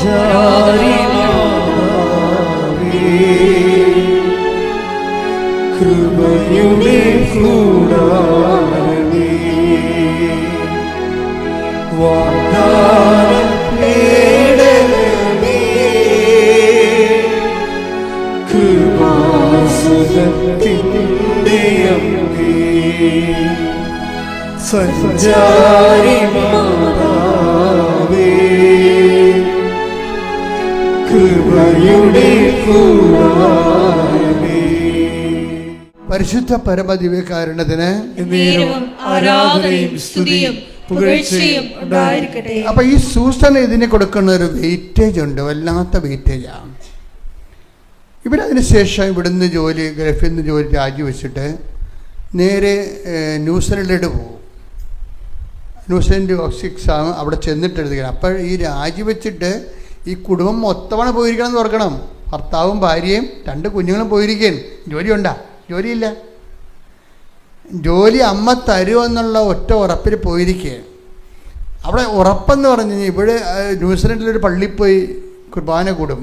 കുർബാന കൂടിച്ച് സൂസം പുറത്ത് വന്നിട്ട് 2-3 വെള്ളക്കാരെ കണ്ടിട്ട് കൃപാസനം പത്രം, ഇംഗ്ലീഷ് പത്രം കൊടുക്കും. അപ്പോൾ ഒരു വെള്ളക്കാർ ഇയാൾ അവരോട് ഉടക്കും. അപ്പോൾ ഇങ്ങനെയുള്ള സംഭവം ഞങ്ങൾ എടുക്കാറില്ല, ബി റാഷണൽ എന്നൊക്കെ പറയും പുള്ളി നിങ്ങൾക്ക്. അതെ. അപ്പോൾ ഈ ഒരു പക്ഷേ എന്നിട്ടും ഇവർ പത്രം മടക്കി വെള്ളക്കാരൻ്റെ ഒന്ന് എങ്ങനെയും രക്ഷപ്പെടാമല്ലോ നോക്കണത്. വെള്ളക്കാരനെ ബോധ്യപ്പെടുത്തുകയാണ്. അങ്ങനെയല്ല, ഇങ്ങനെയാണ്, നിങ്ങൾ പറയുന്ന പോലെ അല്ല, നിങ്ങൾ just read it, just read at least 1 page. അത് നോക്കി എന്ത് ബാർഗൈൻ ചെയ്താണ് ഇവർ ഈ വെള്ളക്കാരന് കൃപാസന പത്രം കൊടുത്തു കൊടുക്കണത്. അപ്പോഴവർ ഈ വെള്ളക്കാരനോട് തർക്കിച്ചുകൊണ്ടിരിക്കുന്ന സമയത്ത് ഒരു കാർ അതിൽ പാസ് ചെയ്ത് വെച്ചും പെട്ടെന്ന് കാർ അവിടെ നിർത്തി കാറിൽ നിന്ന് വേറെ ലേഡി ഇറങ്ങി വരും.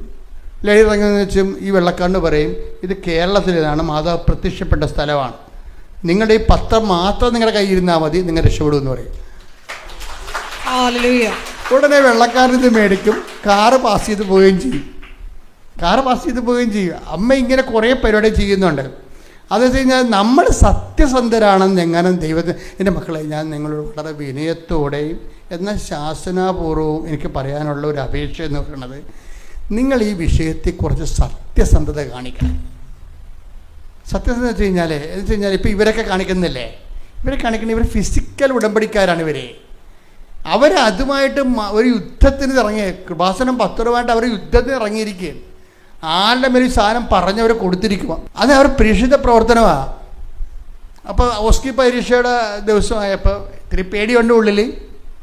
അപ്പോൾ കാര്യം എല്ലാം വന്ന് വാടകയ്ക്ക് ഹോട്ടലിൽ താമസിക്കണില്ല, എന്ത് റിസ്ക്കാണ് എടുത്തിരിക്കണത്. അമ്മയോട് ചോദിച്ചു, അമ്മേ ഞാനും ഭർത്താവ് കുഞ്ഞുങ്ങളും ഉണ്ട് ഇവിടെ, ഓസ്കി പരീക്ഷയ്ക്ക് പോയിട്ട് ഇത് പൊട്ടിയാൽ തിരിച്ച് പോകേണ്ടി വരും കേരളത്തിലേക്ക്. പണ്ടത്തെ ജോലിയുമില്ല, ഇപ്പോഴും ജോലിയില്ല. അപ്പോൾ അമ്മ എൻ്റെ കൂടെ ഉണ്ടോ എന്ന് ചോദിക്കും. അപ്പം അമ്മ പറയും പുറത്തോട്ട് നോക്കാൻ പറയും. പുറത്തോട്ട് നോക്കുമ്പോൾ മഴവില്ലിങ്ങനെ വിരിഞ്ഞ് നിൽക്കും. അത് എന്തിന് അതായത് ഈ ഫിസിക്കൽ ഉടമ്പടിക്കാർ എപ്പോഴും ശ്രദ്ധിക്കണം. നിങ്ങളുടെ ഉടമ്പടി നിങ്ങളൊന്ന് ഷിഫ്റ്റ് ചെയ്യണം, നല്ലതാണെന്ന് എനിക്ക് തോന്നണത്. ഒരു സ്പിരിച്വൽ ഉടമ്പടി എന്ന് കറക്റ്റ് ഫിസിക്കൽ ഉടമ്പടി. കാര്യം ഇത് അമ്മ ഭയങ്കര റെസ്പോണ്ടിങ് ആണ്. നമ്മളൊന്ന് സത്യസന്ധമാണ്, ഇതിനു വേണ്ടി നമ്മൾ ജീവിക്കും, നമ്മൾ ഇതിനു വേണ്ടി ഇൻവെസ്റ്റ് ചെയ്യും, ലൈഫിൻ്റെ അകത്ത് വേണ്ടി നമ്മൾ ഇതിൻ്റെ അകത്ത് നിക്ഷേപിക്കുമെന്ന് ദൈവത്തിന് തോന്നിയാൽ എൻ്റെ മക്കളെ തിരിഞ്ഞു നോക്കേണ്ടി വരും. ഓസ്കർ എക്സാം കഴിഞ്ഞു, അപ്പം തന്നെ ജോലി അവൾ പാസ്സാകുകയും ചെയ്ത്, അവൾ അപ്പോയിൻമെൻ്റായി, ക്ലിയറായി. പെട്ടെന്നാണ് സംഭവം. ഉടമ്പടി ഉടനടി പരിഹാരം എന്ന് പറഞ്ഞു കഴിഞ്ഞാൽ ഉടനടി പരിഹാരമാണ്. പക്ഷേ എങ്ങനെ? സ്പിരിച്വൽ ഉടമ്പടിക്കാർക്കല്ല, ഫിസിക്കൽ ഉടമ്പടിക്കാർക്കാണ്. അത് കഴിഞ്ഞാലും മറ്റേന്ന് പറഞ്ഞാൽ നോക്കട്ടെ, ഒരു അടയാളം കാണട്ടെ, എന്നിട്ട് ഞാൻ ഇറങ്ങി പ്രവർത്തിക്കുക എന്നൊക്കെ പറഞ്ഞ വാദപ്പനി ഉടമ്പടിക്കാരുണ്ടല്ലോ, അത് അവർക്ക് ഇത്തിരി സ്ലോ ആയിരിക്കും, പക്ഷെ നടക്കും കാര്യങ്ങൾ. പക്ഷേ ഇങ്ങനെ സ്ലോ ആകേണ്ട കാര്യമില്ല ഉടമ്പടി. അമ്മ അങ്ങനെയല്ലല്ലോ എന്നോട് പറഞ്ഞത്, ഉടനടി പരിഹാരം എന്നാണ് പറഞ്ഞത്. നിനക്ക് സത്യസന്ധമായിട്ടും നാളെ കാലങ്ങളിൽ നിനക്കത് ഗുണം ചെയ്യുമെങ്കിൽ അമ്മ ഈ അനുഗ്രഹം തരാൻ വെച്ച് താമസിപ്പിക്കത്തില്ല. പക്ഷെ ഈ സംഭവം നടക്കുന്നില്ല എന്നുണ്ടെങ്കിൽ നീ അത് അതിൻ്റെ പുറകെ നടന്ന് നിങ്ങളപ്പോഴും നീയുടെ ഇൻറ്റൻഷൻ എന്താണെന്ന് നോക്കണം. അതിൻ്റെ പിന്നിലുള്ള എങ്ങനെയാണ് ഈ ചിന്ത വന്നത്, ആദ്യം ചിന്ത എങ്ങനെ വന്നതെന്ന് നോക്കണം. ചിന്ത വന്ന് ചിലപ്പോൾ പെശക് ചിന്തയ്ക്ക് വന്നിരിക്കണം. കാര്യം ചിലപ്പോൾ കൂട്ടുകാർ രക്ഷപ്പെട്ടു പോയത് കൊണ്ടാ, അല്ലെങ്കിൽ മറ്റുള്ള നിനക്ക് കൂടുതൽ മെച്ചമായൊരു ജീവിതം വേണ്ടത് കൊണ്ടാ, അങ്ങനെ എന്തെങ്കിലും സമ്മർദ്ദം കൊണ്ടാണ് എടുത്തെന്നുണ്ടെങ്കിൽ പിന്നെ നമ്മുടെ മുമ്പിലുള്ള മാർഗം എന്ന് പറഞ്ഞത് ഇതുപോലെ ഫിസിക്കൽ ഉടമ്പടിയേ പറ്റത്തുള്ളൂ. കാര്യം ദൈവത്തിന് ഫിസിക്കൽ ഉടമ്പടി ഗുണമെന്ന് പറയുന്നത്, സ്പിരിച്വൽ ഉടമ്പടിയും ഫിസിക്കൽ ഉടമ്പടിയും തമ്മിലുള്ള വ്യത്യാസം എന്ന് പറയുന്നത്, സ്പിരിച്വൽ ഉടമ്പടി ബോധ്യങ്ങൾ കുറവായിരിക്കും ദൈവത്തിന്. മാളവിക എന്ന് പറയുന്നത്, മാളവിക പറയുന്നത് ഞാൻ ടോട്ടലായിട്ട് ലൈഫിനെ സമീപിക്കുന്ന രീതി മാറ്റിയെന്നാണ് പറയണത്. എന്താ കാര്യം? ഞാൻ അങ്ങോട്ട് ചെന്ന ആൾക്ക്, ഒരു പരിചയമില്ലാത്ത ആൾക്കാർ, എനിക്ക് പരിചയമില്ലാത്ത ആൾക്കാരുടെ മുഖത്ത് പോലും നോക്കാത്ത ഞാനിപ്പോൾ അങ്ങോട്ട് ചെന്ന് ചോദിക്കും, ചേട്ടാ എന്താ പ്രശ്നം, വല്ല പ്രശ്നമുണ്ടാ? എന്നിട്ട് പറയുന്നത്, ഞാനും ഭർത്താവും കൂടി എല്ലാ ദിവസവും എല്ലാ ആഴ്ചയിലും ഒരു തളർന്ന് കിടക്കുന്ന ചേട്ടൻ്റെ വീട്ടിൽ പോകും. ഭർത്താവ് എന്ന് പറയുന്നത് പ്രശാന്തിൻ്റെ പ്രശ്നം എന്താണെന്നറിയോ? പ്രശാന്ത് ഇങ്ങനെ പലയിടത്തും പോയി, ആ ഫയർഫോഴ്സ്, പത്തനംതിട്ട ഫയർഫോഴ്സിലൊക്കെ പോയി അപേക്ഷ കൊടുത്തിട്ടുണ്ട്. പക്ഷേ ഫയർഫോഴ്സിൽ 4 പേരെ മതി. പ്രശാന്തിൻ്റെ റാങ്ക് 19. അപ്പോൾ ഈ ജന്മത്തിൽ സംഭവം എടുക്കത്തില്ല. അതിപ്പോൾ 6 കൊല്ലമായി ആ റാങ്ക് ലിസ്റ്റ്, 4 കൊല്ലമായി റാങ്ക് ലിസ്റ്റ് പ്രസിദ്ധീകരിച്ചിട്ട്. ഇപ്പോൾ റാങ്ക് ലിസ്റ്റ് എന്ന് പറയുമ്പോൾ കുറച്ച് കഴിയുമ്പോൾ ഈ റാങ്കിൽ അപേക്ഷാർത്ഥികളുടെ വയസ്സ് കൂടുന്നതും കൊണ്ട് ഔട്ട്പുട്ട് കുറയുമല്ല, അതുകൊണ്ട് റാങ്ക് ലിസ്റ്റ് അവർ ക്യാൻസലാക്കും. അങ്ങനെയാണ് ഈ റാങ്ക് ലിസ്റ്റ് ക്യാൻസലായി പോണത്. അപേക്ഷാർത്ഥികളുടെ വയസ്സ് ഇരുന്ന് കൂടുമല്ല, റാങ്ക് ലിസ്റ്റ് അപ്പോയിൻമെൻറ്റ് നടക്കാത്തപ്പോൾ അപേക്ഷാർത്ഥികളുടെ വയസ്സ് കൂടും. അപ്പോൾ ടീച്ചർമാരാണെങ്കിൽ അവർക്ക് പ്രശ്നമില്ല, അവരിങ്ങനെ ട്യൂഷൻ പഠിപ്പിച്ചൊക്കെ അവരെപ്പോഴും ബ്രെയിൻ എപ്പോഴും ക്ലിയർ ആക്കി നിർത്തും. പക്ഷേ ഫയർഫോഴ്സിൽ ഓടണ്ടേ, ചാറണ്ടേ, വെള്ളം തീ പിടിക്കണ യുദ്ധകാല അടിസ്ഥാനത്തിൽ ജോലിയാണ്. അപ്പോൾ വല്ലതും വയസ്സ് കൂടിക്കഴിഞ്ഞാൽ ചെറുപ്പക്കാരെ മാത്രമേ അവരെടുക്കത്തുള്ളൂ. ഫയർഫോഴ്സിൻ്റെ റാങ്ക് ലിസ്റ്റ് ക്യാൻസലാകാൻ പോണ്. അപ്പോൾ ആണ് ഇവർ പറയണത്, ഞാനിപ്പോൾ ഉടമ്പടി എടുത്തിട്ടുണ്ടല്ലോ, നിങ്ങൾ ഫയർഫോഴ്സിലൊന്ന് പോയി ചോദിക്ക് എന്ന് ഈ മാളവിക പറയും, പ്രശാന്തിനോട് പറയും. നമ്മളിപ്പോൾ ഉടമ്പടി എടുത്തിട്ടുണ്ടല്ലോ, അമ്മ എന്തെങ്കിലും ചെയ്യാതിരിക്കത്തില്ല, നിങ്ങൾ ഫയർഫോഴ്സിൽ ചെന്ന് ചോദിക്കുമോ? ഇപ്പോൾ ഫയർഫോഴ്സിൽ ചെന്ന് പ്രശാന്ത് ചോദിക്കുമ്പോൾ പ്രശാന്തിനോട് പറയും, നിങ്ങൾ അപേക്ഷ കൊടുത്തിട്ടുണ്ടോ? നിങ്ങളുടെ ലിസ്റ്റിൽ 19 ഇത്രയും ആൾക്കാരൊന്നും ഇവിടെ ആവശ്യമില്ല, ഇനി ഒഴിവുണ്ടാകുകയാണെങ്കിൽ വീണ്ടും അപേക്ഷിക്കേണ്ടി വരും, റാങ്ക് ലിസ്റ്റ് ഇപ്പോൾ ക്യാൻസലാകുമെന്ന് പറയും. അപ്പോൾ വളരെ പിള്ളേർ നിരാശപ്പെട്ട് വീട്ടിലോട്ട് വരുമ്പോൾ ഇപ്പോൾ വന്ന് മാളവിയോട് പറയും കിട്ടുക റാങ്ക് ലിസ്റ്റ് ക്യാൻസലാകാൻ പോവുകയാണെന്ന് പറയും. അപ്പോൾ മാളവിക പറയാം, അമ്മ ജീവിക്കാൻ മാർഗമില്ലെന്ന് അമ്മയ്ക്കറിയാമല്ലോ. അതാണ് കറക്റ്റ് സാരം. ജീവിക്കാൻ മാർഗമില്ലെന്ന് അമ്മയ്ക്കറിയാമല്ലോ. ഒരു സമാധാനം ഉണ്ടാക്കിയില്ലെങ്കിൽ ഞങ്ങൾ ഈ കുഞ്ഞുങ്ങളുമായിട്ട് എങ്ങനെ ജീവിക്കും? അത് ഫിസിക്കൽ ഉടമ്പടിക്ക് മാത്രമേ ഇങ്ങനെ സംസാരിക്കാൻ പറ്റത്തുള്ളൂ. അവർ ഫിസിക്കലായിട്ട് മാക്സിമം കർത്താവ് പറഞ്ഞ പോലെ, വിശിഷ്യാൻ നിങ്ങൾ എന്താണ് ചെയ്യണമെന്ന് ചോദിക്കണ പോലെ ചെയ്യാനുള്ളത് മാക്സിമം ദൈവത്തെ ഒപ്പിച്ച് ജീവിക്കുക. അപ്പോൾ അവർക്കതിൻ്റെ ഒരു ക്രെഡിബിലിറ്റി ഉണ്ട്. അതുകൊണ്ട് ആ അധികാരിയോട് അമ്മയോട് പറയും, അമ്മ ഇങ്ങനെ പോയാൽ ഇങ്ങനെ ജോലിയിട്ടില്ലേ, എങ്ങനെ ഞാൻ ജീവിക്കും? 2 കുഞ്ഞുങ്ങളില്ലേ, ഞങ്ങൾക്ക് ജീവിക്കാൻ പറ്റാത്ത അവസ്ഥയല്ലേ, അമ്മ എന്ന് ചെയ്യണ്ടേ എന്ന് പറഞ്ഞ് അമ്മയോട് ഇവരോട് സംസാരിക്കും. അന്ന് രാത്രി മാളവികയ്ക്കൊരു സ്വപ്നം കാണാം. എന്താ കാര്യം? 715. മാളവിക ചേച്ചിയോട് ഒരു ചേച്ചിയാണ് ഇവളെ ഇതിലേക്ക് ആകർഷിച്ച് കൊണ്ടുവന്നത്. അപ്പോൾ ചേച്ചി ഞാൻ ഇന്നലെ ഒരു സ്വപ്നം കണ്ട് 715 എന്നാണ് കാണിക്കണത് അമ്മയെന്ന് പറഞ്ഞു. 715. അപ്പോൾ ഉടനെ ചേച്ചി പറഞ്ഞ്, എടി മോളെ, അമ്മ നിൻ്റെ കണ്ണുനീര് ഏറ്റെടുത്തിട്ടുണ്ട്, അല്ലെങ്കിൽ ഒത്തിരി പേര് നമ്പർ കാണുന്നുണ്ടല്ലോ, അമ്മ ഇങ്ങനെ എഴുതി കാണിക്കും സ്വപ്നത്തിൽ. പിറ്റേ ദിവസം ഈ പത്തനംതിട്ട ഓഫീസിൽ നിന്ന് കോൾ ഫോറായി. ഇവർ പറഞ്ഞു ഞാൻ ഞെട്ടിപ്പോയി, ഈ അപ്പോയിൻമെൻറ്റ് പേപ്പർ കണ്ടിട്ടേ ഞാൻ ഞെട്ടിപ്പോയെന്ന്. പെട്ടെന്നാണ് സ്പീഡായത്. രാത്രി സ്വപ്നം കാണുന്ന പിറ്റേ ദിവസം അപ്പോയിൻറ്റഡ് ആകണം ഇയാൾ. അപ്പോൾ നോക്കുമ്പോൾ എന്താ സംഭവം, 715. എപ്പോഴാണ് അപ്പോയിൻ്റ് ചെയ്തിരിക്കുന്നത്? ജൂലൈ 7 മാസം 15 തീയതി. അതാണ് സാധനം. ഇത്രയും സ്പീഡാണ് ഈ ഫിസിക്കൽ ഉടമ്പടി, ഇത്രയും സ്പീഡാണ്. ഈ മാളവികയൊക്കെ ഏതെങ്കിലും കാലത്ത് മറക്കുക കർത്താവിനെ? മറക്കത്തില്ല. അവരുടെ കാര്യം അനുഭവങ്ങൾ അങ്ങനെ പോണത് കാര്യങ്ങൾ. നമ്മൾ ഇന്ന് വരെ ബൈബിൾ പോലും കാണാത്ത രീതിയിലുള്ള ദൈവിക ഇടപെടലാണ്. പ്രസൻസ്, ഇത് പ്രസൻസ് എന്ന് പറയും. ഇതെന്താ പ്രശ്നം വെച്ച് കഴിഞ്ഞാൽ പണ്ട് മുതൽ ഈ പ്രസൻസ് ഉള്ളതാണേ, ഇത് പാക്കേജിലുള്ളതാണ്. കാര്യം എന്താണ്? അത് വാഗ്ദാനമില്ല. അങ്ങനെ വാഗ്ദാനം ഉണ്ടല്ലോ, നിങ്ങളുടെ പിതാക്കന്മാർ സ്വപ്നങ്ങൾ കാണും, നിങ്ങളുടെ യുവാക്കന്മാർക്ക് ദർശനങ്ങൾ ഉണ്ടാകും. ടേക്ക് ദ ബെഡ് അപ്പോൾ ശ്രുതികട ഹല്ലേലൂയ ഹല്ലേലൂയ ഹല്ലേലൂയ ഹല്ലേലൂയ യേശുവേ നന്ദി. ഹല്ലേലൂയ ഹല്ലേലൂയ യേശുവേ ആരാധന.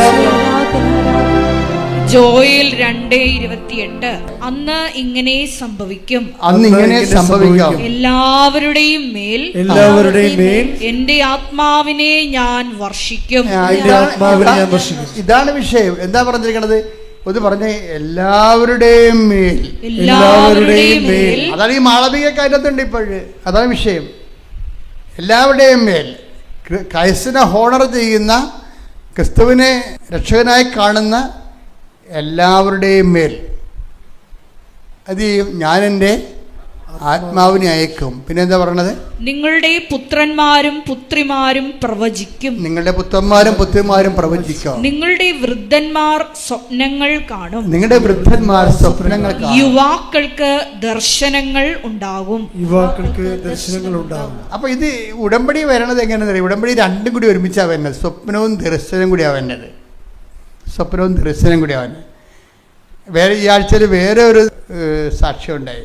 ഷാജി മാത്യുവിൻ്റെ പ്രശ്നം വെച്ച് കഴിഞ്ഞാൽ അത് ഇതുപോലെ അവരും ഗൾഫിൽ ജോലി ചെയ്യണവരാ. അത് ഇതുപോലെ തന്നെ ഇപ്പോൾ എല്ലാവരും ഗൾഫിൽ നിന്ന് ഒരു പാക്കിംഗ് കണ്ടീഷനാണ്. യുദ്ധങ്ങളൊക്കെ നിൽക്കുന്നു. അപ്പോൾ ഈ ആൾക്കാരിപ്പോൾ ചെയ്യണ യുദ്ധമില്ലാത്ത സ്ഥലത്തേക്ക് ആൾക്കാർ മൂവ് ചെയ്തുകൊണ്ടിരിക്കുന്നത് നമ്മൾ കാണുന്നത്. സാക്ഷ്യം കേൾക്കാൻ മനസ്സിലാവും.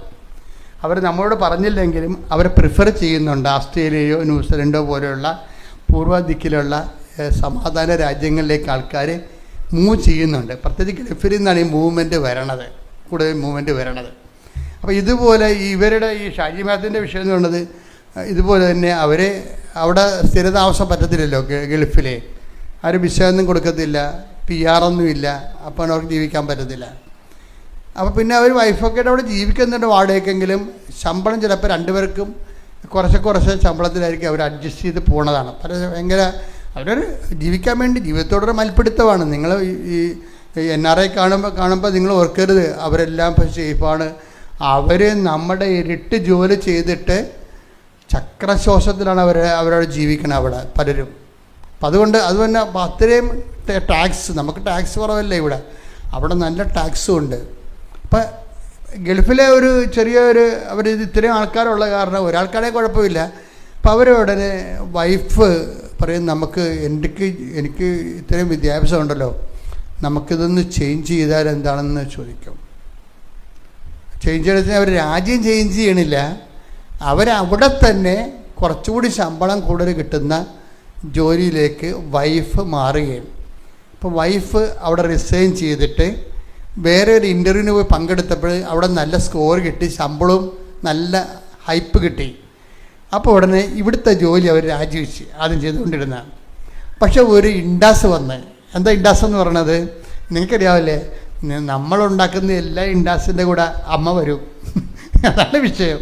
നമുക്ക് അവർ ആക്രാന്തം കൊണ്ട് ചെയ്തതല്ലല്ലോ, ജീവിക്കാൻ പറ്റാതെ ചെയ്തതല്ലേ.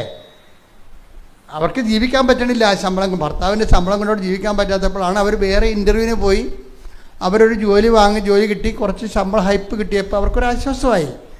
അപ്പോൾ ആശ്വാസമായി കഴിഞ്ഞപ്പോൾ ഇത് റിസൈൻ ചെയ്തപ്പോൾ ഇൻഡാസ് വന്ന് പറഞ്ഞു കഴിഞ്ഞാൽ അതാണ് വിഷയം. വെച്ചാൽ അവർക്ക് വന്നത് ഇവർ ജോലി ചെയ്തുകൊണ്ടിരുന്ന കമ്പനി ഇവിടെ നോട്ടീസ് പീരീഡ് കവർ ചെയ്തില്ലെന്ന് പറഞ്ഞ് ഇവർക്കെതിരെ കേസ് കൊടുത്ത്. 3 മാസമാണ് നോട്ടീസ് പീരീഡ്. നമുക്കൊരു കമ്പനിയിൽ നിന്ന് മാറണമെന്നുണ്ടെങ്കിൽ 3 മാസം മുമ്പ് നമ്മൾ നോട്ടീസ് ചെയ്യണം അവിടെ. അപ്പം നമുക്ക് അവിടെ ഇവരുടെ അസാന്നിധ്യത്തിൽ അവർ വേറെ ആൾക്കാരെ എടുക്കും. അപ്പോൾ അത് കമ്പനിയുടെ അവകാശമാണ്. അപ്പോൾ കമ്പനി കറക്റ്റായിട്ട് കേസ് ഫോളോ ചെയ്തിട്ട് ട്രാവലിംഗ് ബാൻ വന്നു. ട്രാവലിംഗ് ബാൻ എന്ന് വെച്ചാൽ എന്താണ് പ്രശ്നം? ഇവർ നോട്ടീസ് പീരീഡ് 90 ദിവസം ഉണ്ടായിട്ടും 10 ദിവസത്തിനുള്ളിൽ ഇവർ അവിടുന്ന് റിലീവ് ചെയ്തിരിക്കുക. അപ്പോൾ നോട്ടീസ് പീരീഡ് അനൗൺസ് ചെയ്തിട്ട് ഇവർ നോട്ടീസ് കൊടുത്തിട്ടില്ല. ഞാൻ ഈ കമ്പനിയിൽ നിന്ന് മാറുകയാണെന്ന് കമ്പനിയോട് പറഞ്ഞിട്ടില്ല. അവരുടെ കമ്പനിക്ക് സ്വാഭാവികമായിട്ട് HR കേസ് കൊടുക്കാനുള്ള വകുപ്പുണ്ട്, അല്ലെങ്കിൽ അയാളുടെ ജോലി പോകും. അയാൾ കേസ് കൊടുത്ത് കോടതിയിൽ നിന്ന് ഇവർക്ക് പേപ്പർ വന്ന് നിങ്ങൾക്ക് ട്രാവൽ ബാനാണെന്ന് പറഞ്ഞ്. എന്താണ്? നിങ്ങളെ കള്ളത്തരം കാണിച്ചു, കമ്പനിയെ വഞ്ചിച്ചു, കമ്പനിക്ക് നിങ്ങൾ കാരണം നഷ്ടങ്ങളുണ്ടായി. അത് കാരണം 2 ലക്ഷം എന്തോ ദർഹമോ എന്തോ അത്രയും 2 ലക്ഷം രൂപയാണ്. രൂപയോ ദർഹം എന്നാണ് അവർ പറയണത്. അപ്പോൾ അവർ പറയണത് 8833 ദർഹം എന്നാണ് പറയണത്. അത്രയത്തിനാണ് പെനാൽറ്റി വന്നിരിക്കുന്നത്. അപ്പോൾ എന്ത് പറ്റി? വൈഫ് ജോലി രാജിവെക്കുകയും ചെയ്ത് പുതിയ ജോലി പ്രവേശിക്കണമെങ്കിൽ റിലീവിങ് ഓർഡർ വേണം. ഈ കമ്പനിയിൽ നിന്ന് ഇവർ നോട്ടീസ് പീരീഡ് കഴിഞ്ഞ് ഞങ്ങൾക്ക് റിലീവ്ഡ് ചെയ്യുമെന്ന് പറഞ്ഞ് പേപ്പർ മേടിച്ചാൽ മാത്രമേ അവിടുത്തെ നിയമം അനുസരിച്ച് പുതിയ കമ്പനി വൈഫിനെ എടുക്കാൻ പറ്റത്തുള്ളൂ. ആ വൈഫിനെ അവിടെ എടുക്കാൻ പറ്റത്തില്ല. ഇവിടെ ഇത് റിലീവിങ് ഓർഡർ കൊടുക്കത്തില്ല. കാര്യം നോട്ടീസ് പീരീഡ് അനൗൺസ് ചെയ്തിട്ടില്ല. അതുകൊണ്ട് കേസുമായി. അതുപോലെ തന്നെ ഇവർ അകത്ത് പോണ കണ്ടീഷനായി. എല്ലാം പെട്ടെന്ന് ഇങ്ങനെ മാറി മറിഞ്ഞ് ഇങ്ങനെ ജീവിതം നമ്മുടെ കയ്യിൽ നിന്ന് വിട്ടുപോണ സമയത്തും പിന്നെ എന്താണ് അവരപ്പം തന്നെ ആൾക്കാർ ചെയ്യണത് എന്താണ്? അപ്പം തന്നെ ഓൺലൈൻ ഉടമ്പടി എടുക്കും. ഓൺലൈൻ ഉടമ്പടി എടുത്തിട്ട് ആൾക്കാർ ഉടനെ ചെയ്യണം എന്താണെന്നറിയാമോ? 2 കാര്യം ചെയ്യും. ഒന്ന്, സാക്ഷ്യങ്ങളെല്ലാം കേൾക്കാൻ തുടങ്ങും. കാര്യം സാക്ഷ്യങ്ങൾ കേട്ടാലുള്ള ഗുണമെന്ന് അറിയാമോ? നമ്മളുടേതായിട്ടുള്ള വിഷയത്തിൻ്റെ സാക്ഷ്യം ഉണ്ടാവും. അതതിൻ്റെ ഗുണമെന്ന് പറയണം. സാക്ഷ്യം കേൾക്കും. പിന്നെ എന്ത് ചെയ്യും? ഇതെങ്ങനെ ഇത് മൂവ് ചെയ്യണമെന്ന് അച്ഛൻ്റെ പ്രസംഗം അവർ കേൾക്കും. ധ്യാനം, ഈ അച്ഛൻ്റെ ഈ ഉടമ്പടി ധ്യാനം കൂടി ഇത് 2ഉം കൂടി കേട്ടിട്ട് ഇവൾ എന്ത് ചെയ്തു വെച്ചാൽ അമ്മയോട് പറഞ്ഞു, അമ്മേ ഞങ്ങളകത്ത് പോകും, ഞങ്ങൾ നാട്ടിൽ വരുമ്പോൾ തീർച്ചയായിട്ടും ഇവിടെ വന്ന് തീർത്ഥാടനം ഉടമ്പടി ചെയ്തോളാം. ഞങ്ങളിപ്പം തന്നെ ഉടമ്പടിയിലേക്ക് മാറുകയാണ്, ഞങ്ങൾ ജീവിതം ഉടമ്പടിയിലോട്ട് മാറുകയാണ്. അമ്മ ഈ ഒരു അവസ്ഥയിൽ ഞങ്ങളെ സഹായിക്കണമെന്ന് പറയും. സഹായിക്കണമെന്ന് പറഞ്ഞ് ഓൺലൈൻ ഉടമ്പടി എടുത്തിട്ട് അപ്പോൾ രാത്രി ആകുമ്പോൾ ഇവരുടെ ഈ ലേഡി ഒരു സ്വപ്നം കാണും. എന്താ കാര്യം? അത് 3883 എഴുതി കാണിക്കും അമ്മ. 3883. അപ്പോൾ ഇവർ രാവിലെ എൻ്റെ ഹസ്ബൻഡിനോട് പറയും 3800, മറ്റത് 8883, ഇത് 3883 എഴുതി കാണിക്കണമെന്ന് പറയും. അവിടെ രാവിലെ ഇവർ ഡെയിലി ബ്രെഡ്, രാത്രി സ്വപ്നം കണ്ടച്ചൻ രാവിലെ ഡെയിലി ബ്രെഡ് കൂടുകയാണ്. ഡെയിലി ബ്രെഡ് കൂടുമ്പോൾ ഞാൻ ഡെയിലി ബ്രെഡിലൂടെ പറയും, നിങ്ങളുടെ മൊബൈലിൽ 1 മണിക്കൂർ കഴിയുമ്പോൾ ഒരു മെസ്സേജ് വരും, അത് അമ്മ നിങ്ങൾക്ക് അയക്കണ മെസ്സേജാണെന്ന് പറയും. അവിടെ നിങ്ങൾ പറയും, നിങ്ങൾ മൊബൈലിൽ ഉടനെ വിശ്വാസപ്രമാണം ചൊല്ലി കുരിശിടാൻ പറയും. അപ്പം ഞാനിവിടുന്ന് പറയണതാണിതേ, എനിക്കിതിനെക്കുറിച്ചൊന്നും അറിയത്തില്ല. അതായത് ഈ അമ്മ എന്ത് ഈ കാലത്ത് ഹൈടെക് എന്ന് നമുക്ക് ഇതിനെ വിളിക്കാൻ പറ്റത്തില്ല, അതിനേക്കാൾ ഫാസ്റ്റായിട്ടാണ് ഇവർ പറയണത്. അപ്പോൾ അവരത് വിശ്വസിക്കും. എൻ്റെ മൊബൈലാണിത് വരാൻ പോകണമെന്ന് വിശ്വസിക്കും. 1 മണിക്കൂർ കഴിഞ്ഞപ്പോൾ അവിടെ മൊബൈലിലേക്ക് ഒരു മെസ്സേജ് വരും. അതെന്താ പറയണത്? നിങ്ങളുടെ കോർട്ടിലെ വിഷയം റൈറ്റ് ഓഫ് ചെയ്തിട്ടുണ്ട്, ആ കോർട്ട് ആ കേസ് തള്ളി, നിങ്ങൾ 3883 രൂപ അടച്ചാൽ മതിയെന്ന്. അപ്പോൾ 2 ലക്ഷം രൂപ എന്ന് പറഞ്ഞ സാധനമാണ്. 2 ലക്ഷം രൂപ എന്ന് പറഞ്ഞ സംഭവം 2 ലക്ഷത്തിന് പോയിട്ട് അവന് 20,000 രൂപ പോലും അവിടെ ഇല്ലായിരുന്നു. പക്ഷെ ഇപ്പം എന്താ പറയണത്? അത് കുറച്ചിട്ട് എന്നിട്ട് രാവിലെ, അപ്പം രാത്രി അമ്മ സ്വപ്നം കാണിച്ച അത് ആ അക്കം തന്നെയാണ് രാവിലെ മൊബൈലിൽ വരണത്. ഇത് നമുക്ക് എങ്ങനെ എക്സ്പ്ലെയിൻ ചെയ്യാൻ പറ്റുമെന്ന് പോലും അറിയാൻ പാടില്ല. എന്നോട് അച്ഛന്മാർ ചോദിച്ചത്, ജോസഫച്ചനല്ലേ മാതാവിനെ കണ്ടുള്ളൂ, വേറെ വല്ലവരും കണ്ടാ? ഇപ്പം കണ്ടുകൊണ്ടിരിക്കുന്ന ആൾക്കാർ, അത് ചിന്തിക്കാൻ പറ്റാത്ത രൂപത്തിൽ ആൾക്കാർ അമ്മയെ കണ്ടുകൊണ്ടിരിക്കുകയാണ്. എല്ലാവരുടെയും അവർ ഓൺലൈൻ ഉടമ്പടി പോലും. എൻ്റെ മക്കളെ ഒരു പ്രശ്നം വെച്ചാൽ ഓൺലൈൻ ഉടമ്പടി എനിക്ക് തോന്നുന്നത്, എനിക്ക് നിങ്ങൾക്ക് ഒരു ഉപദേശം തരാനുള്ളതെന്ന് വെച്ച് കഴിഞ്ഞാൽ, നിങ്ങൾ ആദ്യം തന്നെ നിങ്ങളെ ഫ്യൂച്ചർ, ദൈവത്തിൻ്റെ ഒരു പ്രശ്നം വെച്ചാൽ ഫ്യൂച്ചറിൽ നിങ്ങൾ ചെയ്യാൻ പോകുന്ന കാര്യങ്ങൾ ദൈവം നേരത്തെ അക്കൗണ്ട് ചെയ്യും. അതാണ് വിഷയം. ഇപ്പം ഇന്നലെ നിങ്ങൾ വചനത്തിൻ്റെ ഏറ്റവും പ്രശ്നം എന്ന് വെച്ചാൽ നമ്മളെപ്പോഴും ഈ ആത്മീയതയിൽ അമിത പ്രാധാന്യം കൊടുക്കുന്നത് പണ്ട് ചെയ്ത പാപങ്ങൾക്കാണ്. That is nonsense. അതല്ല പ്രശ്നം. പണ്ട് ചെയ്ത പാപങ്ങൾക്ക്, അയ്യോ എന്നിൽ അങ്ങനെ സംഭവിച്ചു, എനിക്ക് ദൈവത്തിന് അറിയാൻ പലായിരുന്നു, എൻ്റെ ഇങ്ങനെ സംഭവിക്കും, ഞാൻ എന്ത് ചെയ്യാനാണ്, ദൈവനെ തിരിഞ്ഞ് നോക്കത്തില്ല, എൻ്റെ ജീവിതം പോക്കണം, എൻ്റെ പ്രാർത്ഥന ദൈവം കേൾക്കത്തില്ല പറഞ്ഞ് അളിഞ്ഞ മോന്തമായിട്ട് പിച്ചുമ്പയും പറഞ്ഞു കൊടുക്കണം. Nonsense. You should not do it. നീ എന്താ ചെയ്യേണ്ടത്?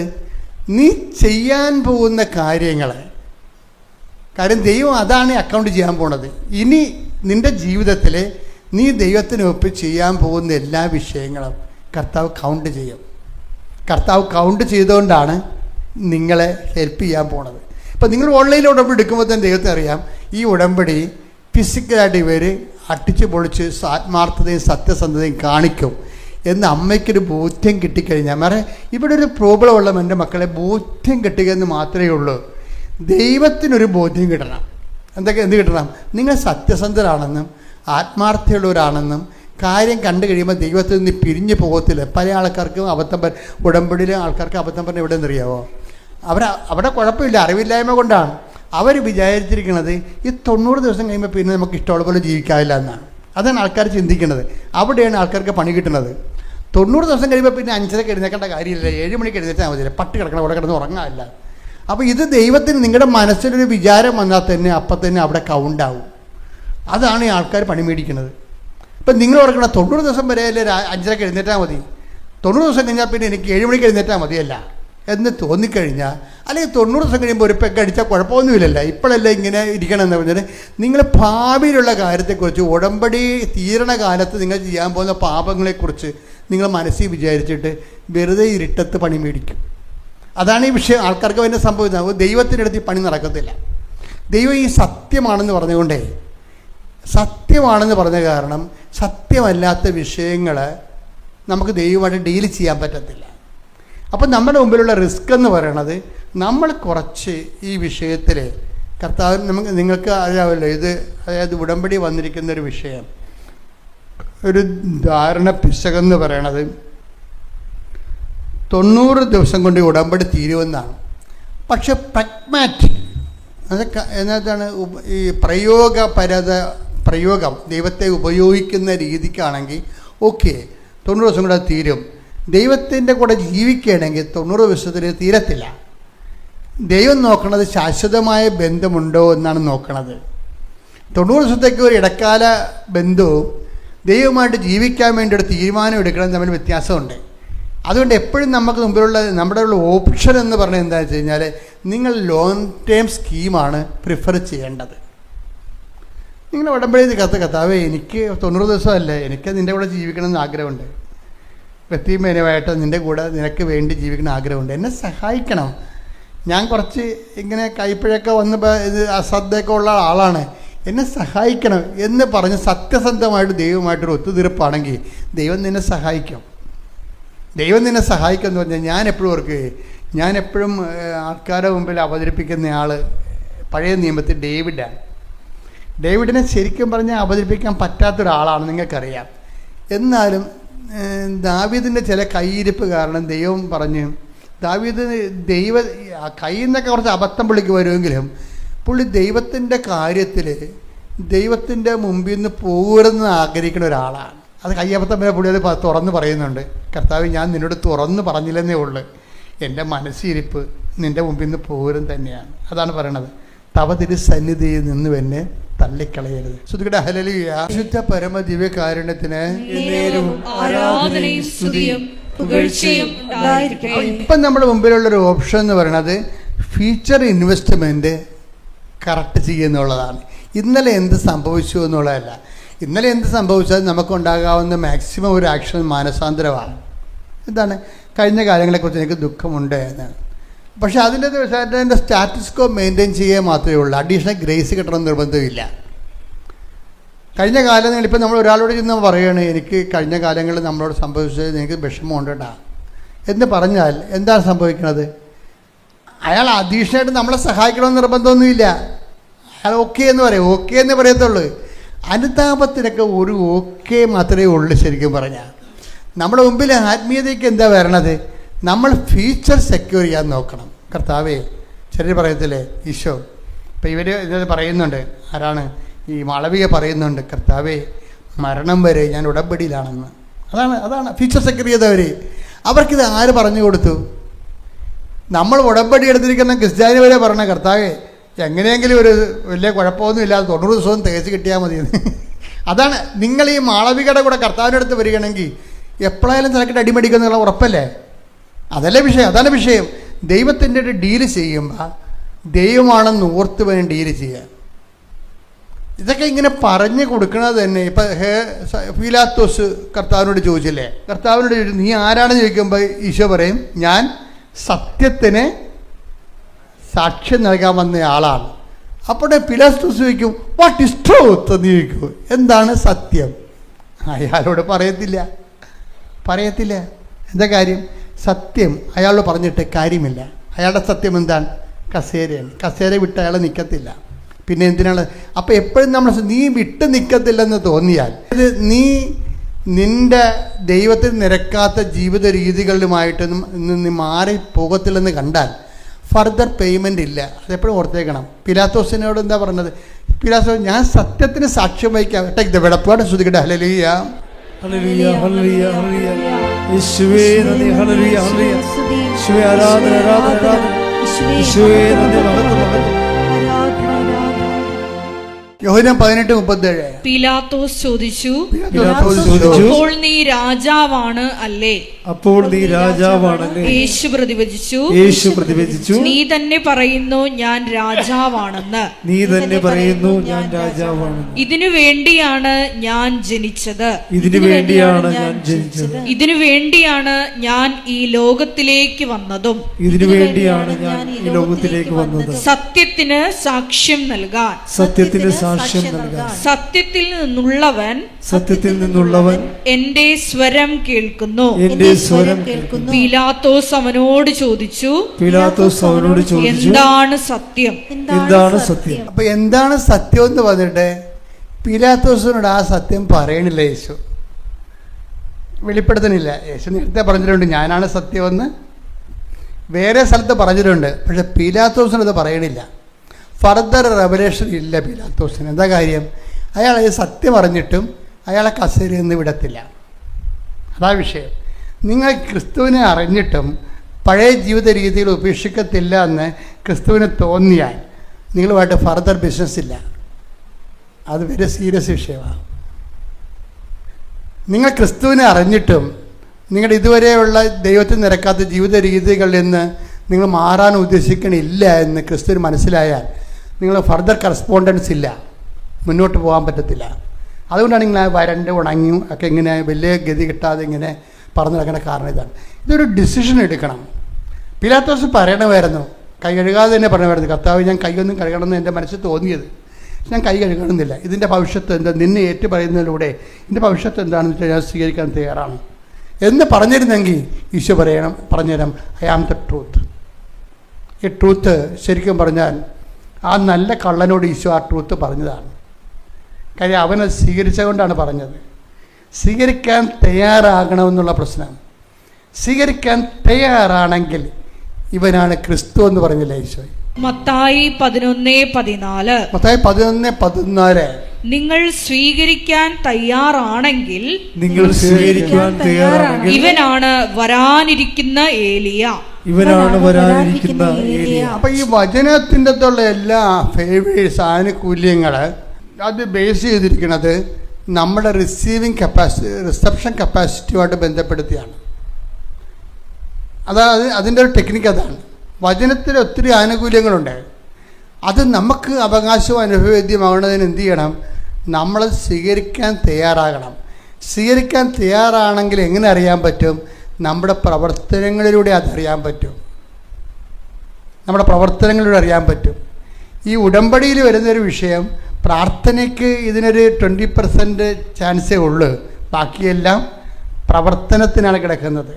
ഇപ്പം നമ്മുടെ പ്രവർത്തനങ്ങളിലൂടെയാണ് നമ്മുടെ ഉടമ്പടി ദൈവം നീതീകരിക്കണം, നമ്മൾ സ്വീകരിച്ചു എന്ന് പറയണത്. അപ്പോൾ ഉടമ്പടി സ്വീകരിക്കുക എന്ന് വെച്ച് കഴിഞ്ഞാൽ അതിൻ്റെ അർത്ഥം നമ്മൾ സത്യസന്ധമായി ഇന്നലെ വന്നേക്കാൾ ശരിക്കും ഒരു യൂ ടേൺ വരികയാണ് നമ്മുടെ ജീവിതത്തിൽ. എന്താ കാര്യം? നമ്മൾ ദൈവമായിട്ട് ഫിസിക്കലായിട്ട് കണ്ടുമുട്ടുകയാണ്. ഇപ്പം സാക്ഷ്യങ്ങളെല്ലാം കിടക്കണം അങ്ങനെയല്ലേ?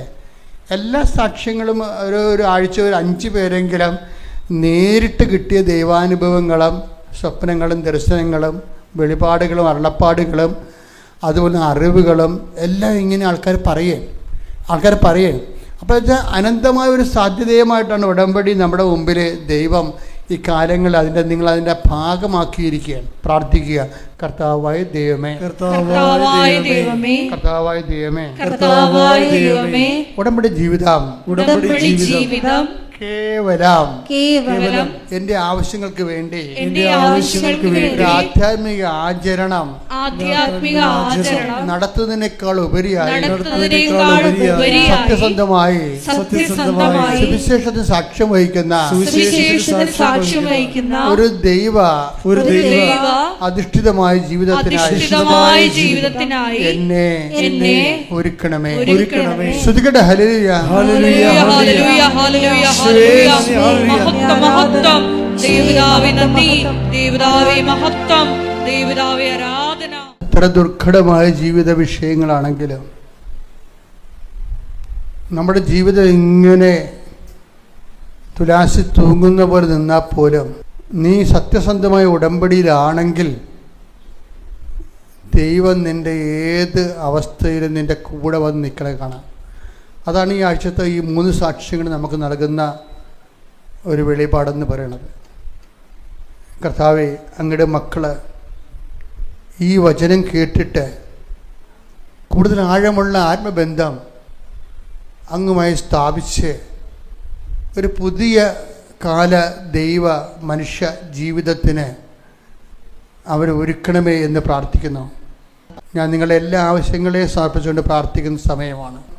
വളരെ അനുഗ്രഹത്തിൻ്റെ ഒരു നിമിഷമാണ്. കർത്താവ് ജീവനോടെ എഴുന്നള്ളിയിരിക്കുകയും മാതാവ് ആ പ്രത്യക്ഷപ്പെടേണ്ട കാലത്തെന്ന പോലെ നമ്മുടെ കൂടെ മധ്യസ്ഥം വഹിക്കുകയും ചെയ്യുന്ന ഒരു ദൈവികമായ നിമിഷങ്ങളാണ്. കർത്താവേ, കൃപാസനത്താറെ ജീവനോടെ പ്രത്യക്ഷപ്പെട്ട പരിശുദ്ധ അമ്മയുടെ മാധ്യസ്ഥത്തിലെ ഞങ്ങളുടെ മക്കൾക്ക് വേണ്ടി പ്രാർത്ഥിക്കുകയാണ്. ഇവിടെ തീർത്ഥാടനത്തിൽ വന്നിട്ടുള്ളവരും ദൂരെ ഓൺലൈനായി ഇവിടെ പടി ധ്യാനം കൂടുന്നവരും അവിടെ മേലെല്ലാം കർത്താവേ, നിൻ്റെ തിരുമുറുവാർന്ന വലതുകരം, അനുഗ്രഹത്തിൻ്റെ അഭിഷേക കരം, അടിപ്പിണർ പോലെ വൈദാഖാലമ ദൈവികമായ ശക്തി അവരിലേക്ക് ആവസിക്കുന്ന സൗഖ്യത്തിൻ്റെ കരം കർത്താവ് നിങ്ങളുടെ മേൽ വെക്കട്ടെ. ശ്രുതിക്കട്ടെ, ഹല്ലേലൂയ, ഹല്ലേലൂയ, ഹല്ലേലൂയ,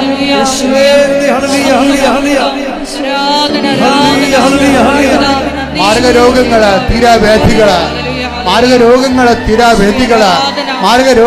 തീരാവേദികള്, ജീവിത ദുരിതങ്ങള്, ശാരീരിക രോഗങ്ങള്, ആന്തരിക രോഗങ്ങള്, ക്യാൻസർ രോഗങ്ങള്, പിസ്ല രോഗങ്ങൾ, PCOD രോഗങ്ങള്, കർത്താവേ, വരല കുരുക്കൾ, അൾസർ രോഗങ്ങള്, ശ്വാസകോശത്തിലെ വേദനകള്, സിസ്റ്റുകള്, കർത്താവ് തലച്ചോറിന്റെ വേദനകള്, ഇടുപ്പിന്റെ വേദനകള്, ഡിസ്ലൊക്കേറ്റ് ചെയ്ത വേസ്റ്റുകള്, വാതരോഗങ്ങള്, കണ്ണിന്റെ കാഴ്ചക്കുറവുകള്, മുക്കിന് ദശ വളരുന്നവരെ യേശു ക്രിസ്തുവിന്റെ വിനുതമായ നാമത്തിൽ തൈറോയ്ഡ് രോഗങ്ങൾ, ടോൺസൈറ്റ് രോഗങ്ങള് യേശുവിന്റെ നാമത്തിൽ മാറിപ്പോകട്ടെ. ഹല്ലേലൂയ, ഹല്ലേലൂയ, ഹല്ലേലൂയ, ഹല്ലേലൂയ, യേശുവേ, ഹല്ലേലൂയ, ദൈവപിതാവേ മഹത്വം, ദൈവപിതാവേ ആരാധന. ഹല്ലേലൂയ, സദയം തന്നേനേ സുഖമായി എൻ്റെ ഉള്ളം അരികിൽ സദയം തുണേനേ സുഖമായി എൻ്റെ ഉള്ളം.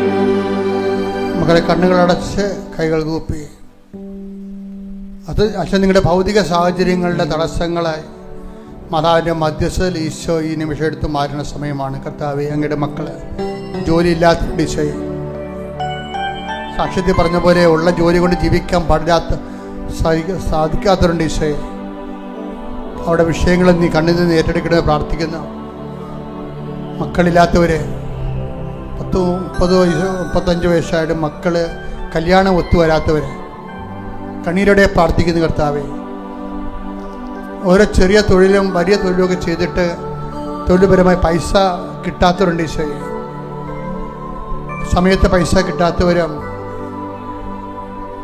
അതുപോലെ ചെറിയ തൊഴിലിന് കസ്റ്റമേഴ്സ് ഇല്ലാത്തവരും, ഏജൻസി പരാജയപ്പെട്ടവരും, പാർട്ട്ണർ വഞ്ചിച്ചവരുണ്ട് ഈശോയെ. അവരെല്ലാം അങ്ങ് സ്പർശിക്കണ പ്രാർത്ഥിക്കുന്ന ഈശോയെ.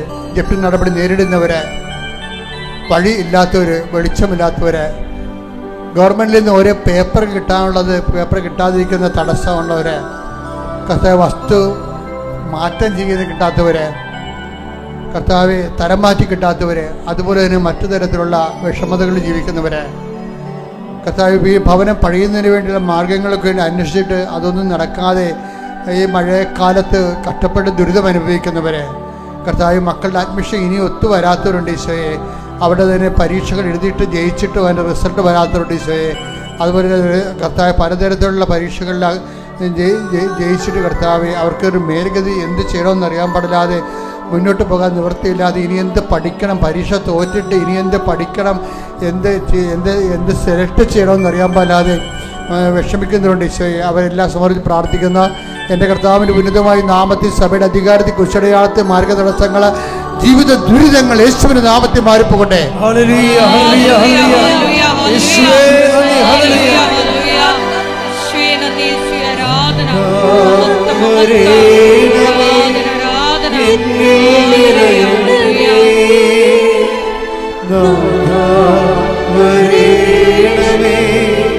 സൗഖ്യം നൽകണമേ, നാഥാ വരേണമേ, എന്നിൽ നിറയണമേ, നാഥാ വരേണമേ, സൗഖ്യം നൽകണമേ.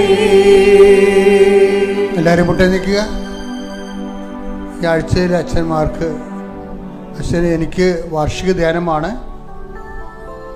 വെള്ളിയാഴ്ച വരെയാണ് ധ്യാനം. നിങ്ങൾ എൻ്റെ ധ്യാനം സമർപ്പിച്ചുകൊണ്ട് പ്രാർത്ഥിക്കണം. വൈദികരുടെ ധ്യാനമാണ്.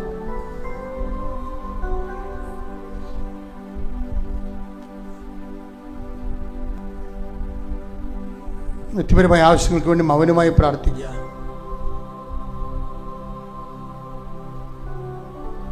സമാപന ആശീർവാദം. ശിരസ് നമിച്ച് നമുക്ക് ദിവ്യകാരുണ്യനാഥന്റെ ആശീർവാദം സ്വീകരിക്കാം.